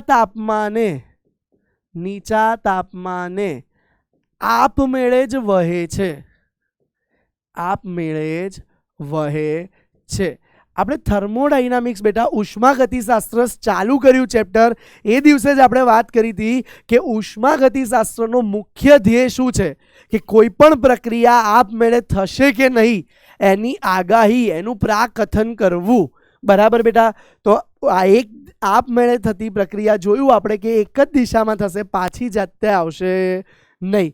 ફ્રીઝરમાંથી કાઢેલો બરફ અહીંયા આપમેળે મૂકો તે પાણી જાતે બની જાય, પણ એ જ તાપમાને પાણીમાંથી બરફ જાતે બનશે નહીં. હવે એ જ પાણીને તમે ફ્રીઝરમાં લઈ જાઓ તો આપમેળે ત્યાં ઠંડુ હોવાથી બરફ બની જશે, પણ ત્યાં બરફ આપમેળે પીગળીને પાણી બનશે નહીં. એટલે આપમેળે થતી પ્રક્રિયા હંમેશા એક દિશામાં થાય છે, એટલે અપ્રતિવર્તી હોય છે. હવે વૈજ્ઞાનિકોએ ટ્રાય કર્યો કે પ્રક્રિયાઓનો અભ્યાસ કર્યો, તો એક વસ્તુ એમને નોંધી કે આપમેળે જે પ્રક્રિયા થતી હતી એમાં મોટા ભાગની પ્રક્રિયામાં એન્થાલ્પી ફેરફાર નેગેટિવ આવતો હતો, પણ પછી જોતા આગળ ડિટેલમાં ખબર પડી કે આપમેળે થતી કેટલીક પ્રક્રિયામાં તો એન્થાલ્પી ફેરફાર પોઝિટિવ પર આવતો હતો.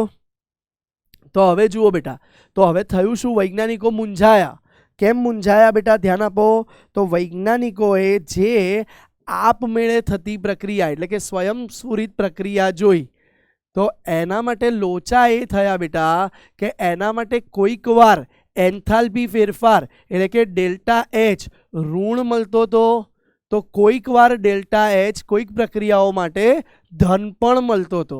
હવે બેટા ડેલ્ટા એચ ધન બી મળે છે, ઋણ બી મળે છે, તો એના આધારે આગાહી કરવી કે પ્રક્રિયા પુરોગામી દિશામાં થશે કે પ્રતિગામી દિશામાં થશે, કે પ્રક્રિયા થશે જાતે કે નહીં થાય, એ શક્ય બનતું નહોતું. તો બેટા અગેન કહું છું, આપમેળે કઈ પ્રક્રિયા થશે અને કઈ નહીં થાય એ ઉષ્માગતિશાસ્ત્રના એન્થાલ્પી વડે શોધવું શક્ય બન્યું નહીં. હવે જુઓ, તો મેન લાઈન લખું છું કે પ્રક્રિયા આપમેળે થશે કે નહીં તે એન્થાલ્પી વડે નક્કી કરવું, તે એન્થાલ્પી વડે નક્કી કરવું શક્ય બન્યું નહીં. માટે વૈજ્ઞાનિકોએ એક નવી રાશિ ઇન્ટ્રોડ્યુસ કરવી પડી. ઉષ્માગતિશાસ્ત્રમાં એક નવી રાશિ ઇન્ટ્રોડ્યુસ કરવી પડી, દાખલ કરવી પડી. એ રાશિનું નામ છે બેટા એન્ટ્રોપી. ધ્યાન આપો, એન્થાલ્પી ચાલી નહીં. આગળ આપણે જોઈ લીધું ભાઈ, એન્થાલ્પી તો ચાલી જ નહીં. તો હવે એના માટે એક નવી રાશિ દાખલ કરવી પડી જેને એન્ટ્રોપી કહેવાય છે. એન્ટ્રોપીની સંજ્ઞા એસ છે બેટા. અગેન એન્ટ્રોપી અવસ્થા વિધેય છે.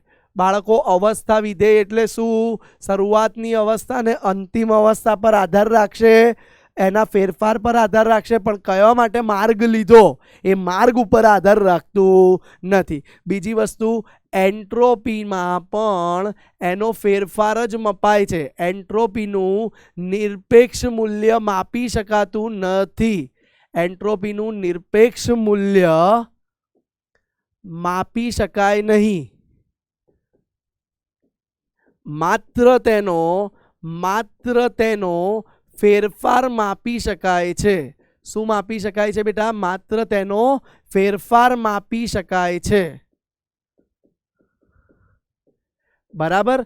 તો હવે પ્રશ્ન થાય, સર આ એન્ટ્રોપી કરો છો, એનો ફેરફાર માપી શકાય એટલે સર ડેલ્ટા એસ માપી શકાય, સમજી ગયા, પણ છે શું સર આ એન્ટ્રોપી છે શું?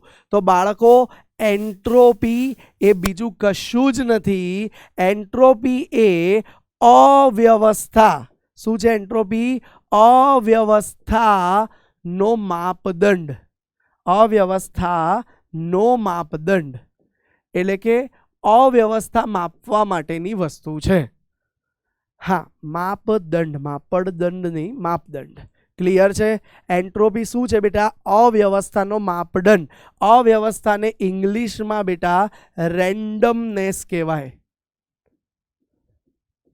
તો અવ્યવસ્થા એટલે કે રેન્ડમનેસ માપવા માટેનો એક પ્રકાર છે જેને એન્ટ્રોપી કહીએ છીએ. એને ડેલ્ટા એસ થી ડિનોટ થાય. અવ્યવસ્થા. તો વૈજ્ઞાનિકોએ અભ્યાસ કરી અને એક તારણ કાઢ્યું હતું કે આપમેળે થતા પ્રક્રમમાં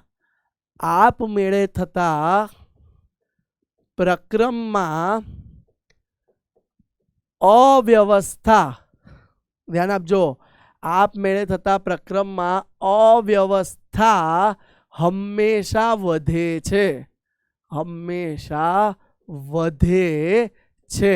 અને વૈજ્ઞાનિકોએ આનો અભ્યાસ કર્યો. જુઓ, પાણી ઉપર પડ્યું હતું તો એક જગ્યાએ પડ્યું હતું, પણ છોડી દો તો જેવું નીચે ગયું એમ ફેલાઈ ગયું, અવ્યવસ્થા વધી ગઈ. ઉષ્મા હાયર ટેમ્પરેચરથી લોઅર ટેમ્પરેચર પર જઈને ફેલાઈ જાય છે, અવ્યવસ્થા વધે છે. બીજું, આનો ઉદાહરણ એમને એક એક્સપેરિમેન્ટ દ્વારા પણ કર્યો. જુઓ, આ એક બીકર લીધું, પાત્ર લીધું, એમાં જુઓ એક બાજુ બ્લુ વાયુઓ છે, દેખાયા?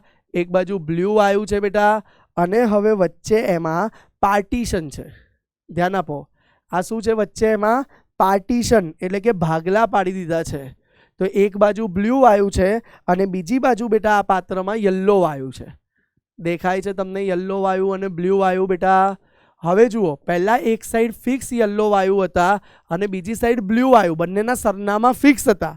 પણ જ્યારે હવે આ વાત માનો, આ જ પાત્રમાં અંદરની દિવાલ ખસાડી લીધી આપણે. જુઓ, પાત્ર એ જ છે, અંદરની દિવાલ ખસાડી લીધી તો થયું શું બેટા? યલો વાયુ અને બ્લુ વાયુ એકબીજામાં મિશ્ર થઈ જશે. જુઓ, તો એના માટે, આ મિશ્ર થવા માટે આપણે કોઈ બળ લગાડવું પડ્યું બહારથી કે જાતે થયું બેટા? તો મિશ્રણ સર જાતે થઈ ગયા. આપણે ક્યાં કઈ બળ લગાવ્યું છે સર? તો યસ. તો હવે ઉપરની લાઈન વાંચો. આપમેળે થતા પ્રક્રમમાં અવ્યવસ્થા શું થાય છે? હંમેશા વધે છે. બોલો, ક્લિયર છે બેટા? તો આના માટે જ, માપદંડ માટે જ એક નવો ફેક્ટર અવ્યવસ્થા દાખલ કરવામાં આવ્યું. અને હવે બેટા આપણે કેટલાક અવ્યવસ્થા માટેના માપદંડ જોઈએ છીએ. તો હું લખું છું બેટા, ધ્યાન આપજો. એન્ટ્રોપીના માપદંડ, ધ્યાન આપજો. એન્ટ્રોપીના માપદંડ, ક્યારે એન્ટ્રોપી વધે છે અવ્યવસ્થા અને ક્યારે એન્ટ્રોપી એટલે કે અવ્યવસ્થા ઘટે છે, તો એ માટેના માપક્રમ જોઈએ છીએ. પહેલું માપક્રમ ધ્યાન આપો, ક્યારે એન્ટ્રોપી વધે છે? તો અવસ્થા ફેરફાર, અવસ્થા ફેરફાર. જુઓ, વાયુમાંથી અવસ્થા ફેરફાર હું બતાવું છું કઈ રીતે થઈ શકે. ભૌતિક અવસ્થા ફેરફાર ધ્યાન આપજો. તો એમાં હું ઉદાહરણ લઉં છું, ઘનમાંથી પ્રવાહી અને બેટા પ્રવાહીમાંથી વાયુ. તો જુઓ બેટા, ઘનમાંથી પ્રવાહી, પ્રવાહીમાંથી વાયુ, તો એન્ટ્રોપી માપદંડ કઈ રીતે મપાય છે? એને ડેલ્ટા એસ કહેવાય. તો એ પણ શું થાય છે? ધ્યાન આપજો. તો એસ નિપજ માઇનસ એસ પ્રક્રિયક, એના પરથી આ માપદંડ નક્કી થાય છે કે નિપજની કેટલી અવ્યવસ્થા છે અને પ્રક્રિયકની કેટલી અવ્યવસ્થા છે. તમને કે ઘનમાંથી પ્રવાહી, તો નિપજ પ્રવાહીમાં શું થાય? જુઓ બેટા, ઘન હોય તો અણુઓ એકદમ નજીક નજીક છે, અવ્યવસ્થા બિલકુલ ઓછી છે. પ્રવાહી હોય તો અણુઓ થોડા દૂર થઈ ગયા, અને વાયુમાં તો તમે જુઓ અણુઓ એકદમ દૂર થઈ ગયા. તો અવ્યવસ્થા શું થાય છે? વધે છે બેટા. તો હવે તમે આ પ્રક્રિયા માટે કહી શકો કે ઘનથી વાયુ તરફ જાઓ તો ડેલ્ટા એસ વધશે. જ્યારે બેટા વાયુથી ઘન તરફ આવો તો અવ્યવસ્થા શું થઈ જાય છે? ઘટશે. બરાબર છે બેટા? ક્લિયર છે આટલી વસ્તુ? ઘનથી વાયુ તરફ વધશે, ધ્યાન આપજો. જ્યારે વાયુથી ઘન તરફ જાઓ તો અવ્યવસ્થા ઘટે છે. ક્લિયર પહેલો પોઈન્ટ. બીજો પોઈન્ટ બેટા, બીજો પોઈન્ટ બેટા, વાયુના મોલ. શું જોવાનું છે? વાયુના મોલ. ધારો કે તમને કહી દઉં, અહીંયા 2 મોલ વાયુ છે, એમાંથી 2 મોલ વાયુમાંથી 4 મોલ વાયુ, ધ્યાન આપજો બેટા, 2 મોલ વાયુમાંથી 4 મોલ વાયુ બન્યો. તો બેટા વાયુના મોલ નિપજમાં વધારે છે, તો આ સાઈડ જતા ડેલ્ટા એસ વધે, અને બેટા જો 4 મોલમાંથી 2 મોલની વાત કરો તો ડેલ્ટા એસ ઘટે. તો આપણે અવ્યવસ્થા ક્યારે વધે ને ક્યારે ઘટે એ સમજતા આવડવું જોઈએ. તો બીજો પોઈન્ટ થઈ ગયો વાયુના મોલ. ત્રીજો પોઈન્ટ છે તાપમાન. બેટા યાદ રાખજો, તાપમાન, ટેમ્પરેચર, બરાબર. તો તાપમાન માટે કહી શકાય બેટા, જેટલું તાપમાન વધે એટલા અણુઓ દોલન આંદોલન વધારે પામશે, એટલી અવ્યવસ્થા વધે છે. તો તાપમાન ટી માટે કહી શકો તમે બેટા, ધ્યાન આપો, ધારો કે તમને કહી દે કે ટી બરાબર 5 ડિગ્રી સેલ્સિયસ હતું અને હવે કહે છે કે ટી બરાબર 100 ડિગ્રી સેલ્સિયસ થઈ ગયું. તો 5 થી 100 જાઓ તો ડેલ્ટા એસ વધે, પણ બેટા 100 હતું ને હવે ઘટાડીને 5 કરો તો ડેલ્ટા એસ ઘટે. બોલો ક્લિયર છે આટલી વસ્તુ? તાપમાન અને મોલ ક્લિયર થયા. હવે જોઈએ તાપમાન મોલ પછી દબાણ. ધ્યાન આપો, ચોથો પોઈન્ટ મહત્વનો. તાપમાન મોલ પછી ચોથો મહત્વનો પોઈન્ટ છે દબાણ. તો બેટા દબાણમાં તમને કહી દઉં, વાયુનું દબાણ 5 બાર હતું અને એ ઘટાડીને 2 બાર થયું. કેટલું બાર હતું ભાઈ? 5 બાર પહેલા વાયુ પર દબાણ હતું, એકદમ નજીક નજીક રેન્ડમ હતા. હવે દબાણ ઘટાડી દીધું. દબાણ ઘટાડી દો તો કદ વધી જાય, તો અવ્યવસ્થા શું થાય છે? વધે છે. એટલે દબાણ ઘટે તો અવ્યવસ્થા વધે છે. તો બેટા દબાણ ઘટ્યું તો ડેલ્ટા એસ વધે, પણ જો ઊંધું વિચારો, દબાણ વધે તો ડેલ્ટા એસ ઘટે છે. એ સિવાય બેટા, એ સિવાય એક નવો 5મો પોઈન્ટ કહું છું, આણ્વિકતા. આણ્વિકતા એટલે શું બેટા? અણુઓ. સર 1 મોલ જ ઓઝોન છે, તાપમાન દબાણ કદ બધું સરખું છે. ધ્યાન આપજો, તાપમાન દબાણ કદ બધું સમાન છે. 1 મોલ O2 વધારે સર અવ્યવસ્થા વાળું હશે કે O3? તો જુઓ, આણ્વિકતા O2 માં 2 અણુ છે, O3 માં 3 અણુ છે. તો જેટલી આણ્વિકતા વધે બેટા એટલું ડેલ્ટા એસ વધે, આણ્વિકતા ઘટે એટલું ડેલ્ટા એસ એન્ટ્રોપી ઘટે છે. બોલો 5 પોઈન્ટ ક્લિયર થયા એન્ટ્રોપીના. છઠ્ઠો પોઈન્ટ, એક આ રેર છે પણ કોઈક વાર પૂછી કાઢે. એક રબર ગૂંચડું છે, રબરનું ગૂંચડું વળી ગયું છે, દેખાય છે? રબર બેન્ડ હતી પણ ગૂંચડું વળી ગયું છે અને એને ખેંચીને રબરને સીધું કરી કાઢ્યું, જે ખેંચાયેલ છે. કેવું છે બેટા? ખેંચાયેલ છે. જુઓ, રબરને ખેંચીને ગૂંચડામાંથી સીધું કરી કાઢ્યું. તો હવે જુઓ તમે, આમાં અવ્યવસ્થા વધારે હતી, આ બાજુ ગયા તો ડેલ્ટા એસ ઘટે. પણ બેટા જો સીધા ખેંચેલા રબરને છોડી પાછું ગૂંચડું થઈ જવા દો તો અવ્યવસ્થા વધે. બસ આટલી આપણે રેન્ડમનેસ વિશેની અવ્યવસ્થા એન્ટ્રોપી ફેરફાર માપદંડની માહિતી મેળવવાની છે. હવે બેટા એન્ટ્રોપી ફેરફાર માટે બીજી મહત્વની કેટલીક વાત કરી દઈએ. ધ્યાન આપો. તો આપણે બેટા એન્ટ્રોપી ફેરફારનું એક સૂત્ર તો મેળવી લીધું કે શું સર? તો એન્ટ્રોપી ફેરફાર પ્રમાણિત હોય કોઈ પ્રક્રિયાનો તો તમે લખી શકો કે એન્ટ્રોપી ફેરફાર ઓફ નિપજ માઇનસ એન્ટ્રોપી ફેરફાર ઓફ પ્રક્રિયક. બોલો ક્લિયર છે આ સૂત્ર બેટા? આ સૂત્ર બધાને ક્લિયર છે? વળી બેટા આ એન્ટ્રોપી ફેરફાર છે ને, એ એન્ટ્રોપી ફેરફાર 2 વસ્તુનો મપાય છે. કેટલી વસ્તુનો મપાય છે એન્ટ્રોપી ફેરફાર? 2 વસ્તુનો. કઈ 2 વસ્તુનો બેટા? તો એન્ટ્રોપી ફેરફાર પ્રણાલીનો બી માપવો પડે અને બેટા એન્ટ્રોપી ફેરફાર પર્યાવરણનો પણ માપવો પડે. કોનો માપવો પડે બેટા? એન્ટ્રોપી ફેરફાર પ્રણાલીનો પણ માપવો પડે અને એન્ટ્રોપી ફેરફાર પર્યાવરણનો પણ માપવો પડે. અને બેટા આ ફેરફાર પરથી જ ઉષ્માગતિશાસ્ત્રનો બીજો નિયમ આવે છે. શું છે હમણાં સમજાવીએ છીએ, પહેલા આટલું ક્લિયર છે. હવે બેટા એન્ટ્રોપી ફેરફારનું સૂત્ર શું છે? તો ડેલ્ટા આર એસ એન્ટ્રોપી ફેરફારનું સૂત્ર છે ક્યુ રિવર્સિબલ બાય ટી. ઉષ્મા ભાગ્યા તે માટે તાપમાનનો ફેરફાર કેટલો થયો, ક્યુ રિવર્સિબલ બાય ટી. હવે ક્યુ રિવર્સિબલને ઘણી બધી વખત અચળ દબાણે મપાતા હોવાથી આપણે કહી દઈએ છીએ કે ડેલ્ટા એચ પણ કહેવાય. તો એન્ટ્રોપીનું બીજું સૂત્ર આવી ગયું delta H by delta T. અને આના પરથી બેટા આ સૂત્ર પરથી જ ઉષ્માગતિશાસ્ત્રનો બીજો નિયમ માપવામાં આવ્યો. ઉષ્માગતિશાસ્ત્રના બીજા નિયમનું સ્ટેટમેન્ટ છે કે વિશ્વની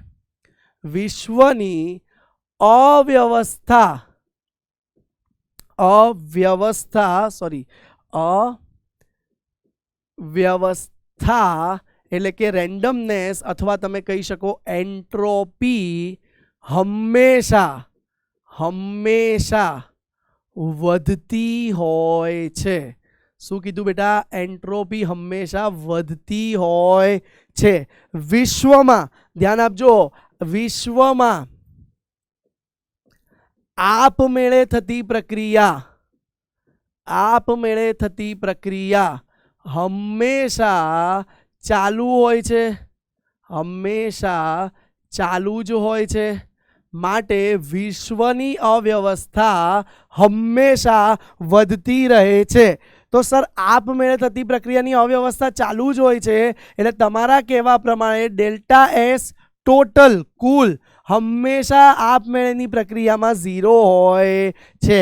યસ બાળકો, ડેલ્ટા એસ કુલ હંમેશા 0 હોય તો તમે તરત જ પ્રાકથન કરી શકો કે પ્રક્રિયા આપમેળે થશે.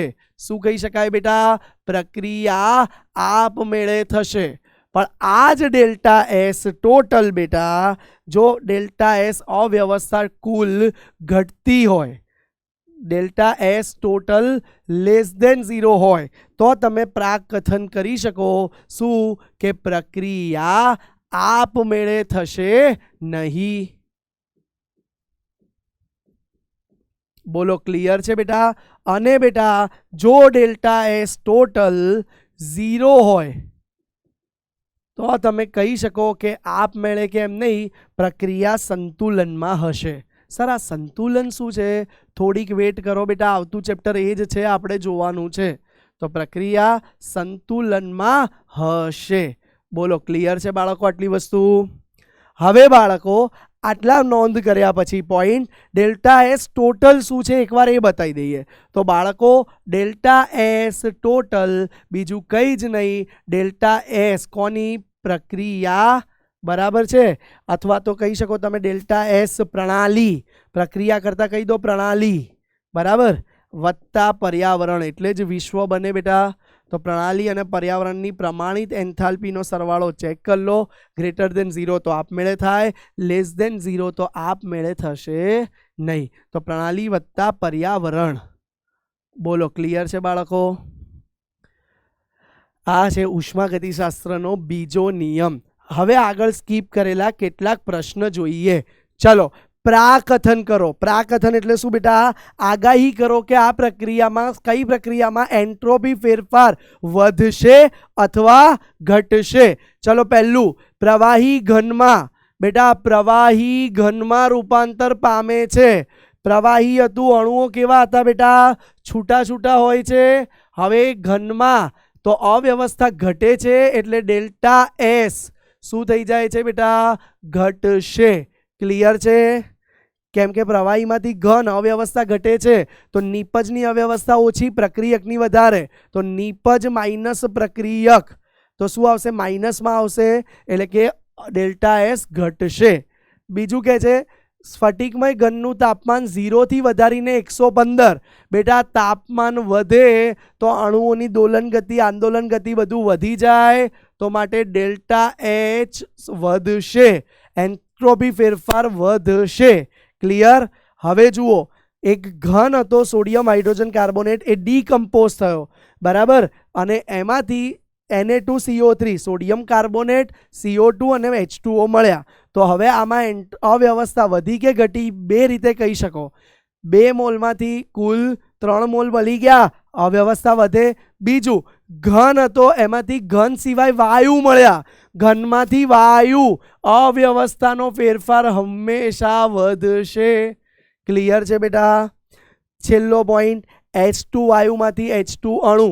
બેટા આ જુઓ, આ અણુ હતો અને એ છૂટા પડીને પરમાણુ બની ગયા. તો અણુમાં 2 પરમાણુ ભેગા હતા, હવે છૂટા પડ્યા. અણુમાંથી પરમાણુ બને ત્યારે પણ અવ્યવસ્થા વધે છે. ક્લિયર છે બેટા? આપણે જે અવ્યવસ્થા માટેનું પેલું બધું લિસ્ટ લખાયું એમાં 7મો નંબર એક લખી લેજો, અણુમાંથી પરમાણુ. શું છે ભાઈ? અણુમાંથી પરમાણુ.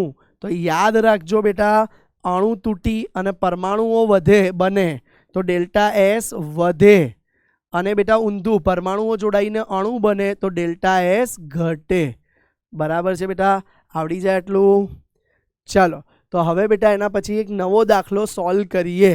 મહત્વનો દાખલો છે, ચલો જુઓ.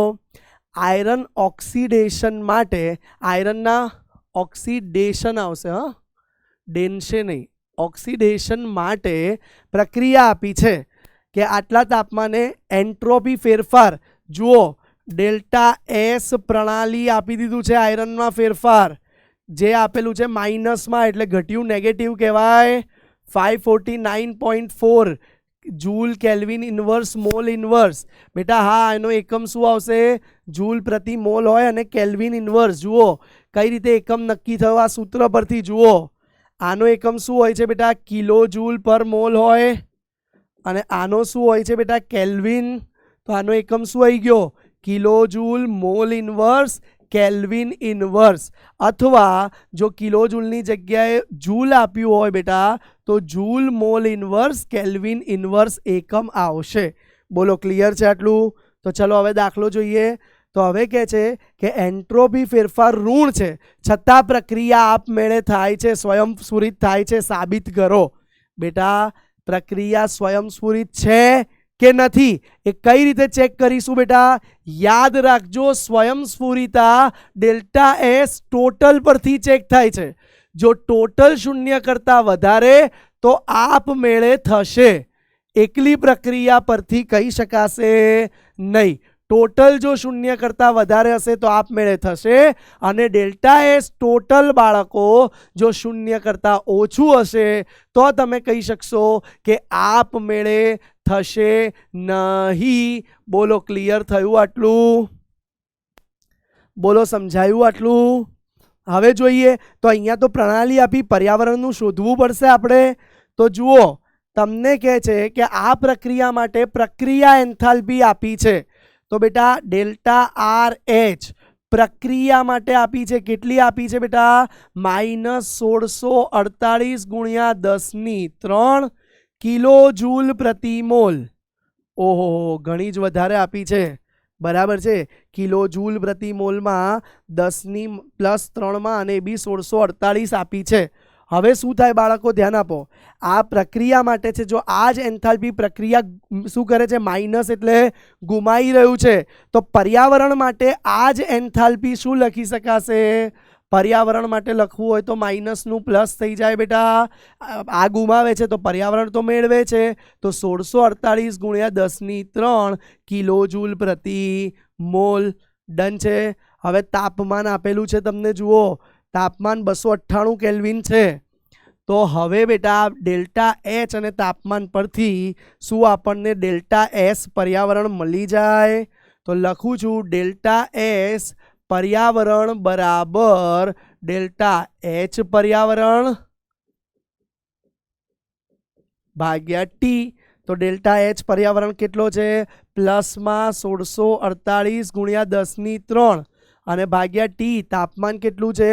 298. તો ચલો આ ભાગાકાર કરી દઈએ. ચલો 1648 ભાગ્યા 298. તો જુઓ શું જવાબ આવ્યો? 5.53 ગુણ્યા 10³ બરાબર.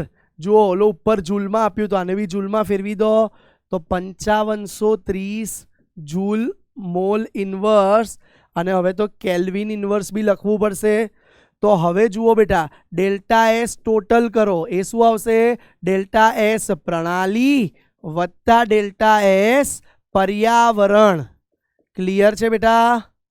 તો હવે જુઓ બેટા પ્રણાલી કેટલું આપ્યું હતું? -549.9 વત્તા 5530 બરાબર. ચલો કેલ્ક્યુલેટરમાં કરી દો. 5530 માઇનસ 549.4. તો બેટા જવાબ આવી ગયો તમારો પ્લસમાં 4980.6. તો બેટા આ ડેલ્ટા એસ ધન આવે છે માટે સ્ટેટમેન્ટ એક તમારે લખવું પડે, જે અહીંયા ઉપર લખું છું જવાબ તરીકે કે delta S total greater than 0 છે માટે પ્રક્રિયા માટે પ્રક્રિયા સ્વયંસ્ફુરિત થશે. બરાબર બેટા, આવડી જાય આટલી વસ્તુ. આજે તમે નવું ઘણું ભણ્યા. તમે ફર્સ્ટ અવ્યવસ્થા અવયવ, એન્ટ્રોપી ફેરફાર ભણ્યા, સાથે ઉષ્માગતિશાસ્ત્રનો બીજો નિયમ ભણ્યા અને એના પરથી સાબિત થયું કે આપમેળે થતા પ્રક્રમમાં વિશ્વની એન્ટ્રોપી હંમેશા વધતી જાય છે. તો બેટા આને ઉષ્માગતિશાસ્ત્રનો બીજો નિયમ કહેવાય છે. ક્લિયર છે? તો આજે આપણે બેટા શું જોઈ ગયા? ઉષ્મા ક્ષમતા, ઉષ્મા આધાર દાખલાઓ જોઈ ગયા. અરે એક મિનિટ, આ તો આપણે આગલા લેક્ચરમાં જોઈ ગયા હતા. હેસનો નિયમ, બોન-એબર ચક્ર જોઈ ગયા. વળી આજે આપણે એન્ટ્રોપી ભણી ગયા. શું ભણી ગયા બેટા? એન્ટ્રોપી ભણ્યા. ઉષ્માગતિશાસ્ત્રનો બીજો નિયમ ભણ્યા. બરાબર બેટા, અને એના પણ દાખલા જોઈ લીધા. હવે બાળકો આવતા લેક્ચરમાં આપણે ભણીશું ગિબ્સની મુક્ત ઉર્જા અને એના કેટલાક મહત્વના દાખલા. અને આવતો લેક્ચર બહુ ઇમ્પોર્ટન્ટ છે. એમાં આપણે ઘણા બધા PYQs એટલે કે પ્રીવિયસ યર્સના ક્વેશ્ચન્સ જોવાના છે. તો આવતા લેક્ચરમાં આપણે એ પણ જોઈશું. તો મળીશું બાળકો ફરીથી આવા શાનદાર લેક્ચરમાં. એ પહેલાં હોમવર્ક જોઈ લો. આજે તમને આજે ભણાયા પ્રમાણે 3 MCQ સોલ્વ કરવા આપું છું, જે તમારે સોલ્વ કરવાના છે. બરાબર છે? 3 MCQ આપું છું જે તમારે ઘરેથી સોલ્વ કરવાના છે, જે સોલ્વ હું આવતા લેક્ચરમાં કરાવીશ. ક્લિયર છે? તો મળતા રહીશું આવા જોરદાર, શાનદાર, જબરજસ્ત લેક્ચરમાં આપણી ફેવરિટ ગુજરાતી મીડિયમની અભિયાન બેચમાં. આભાર.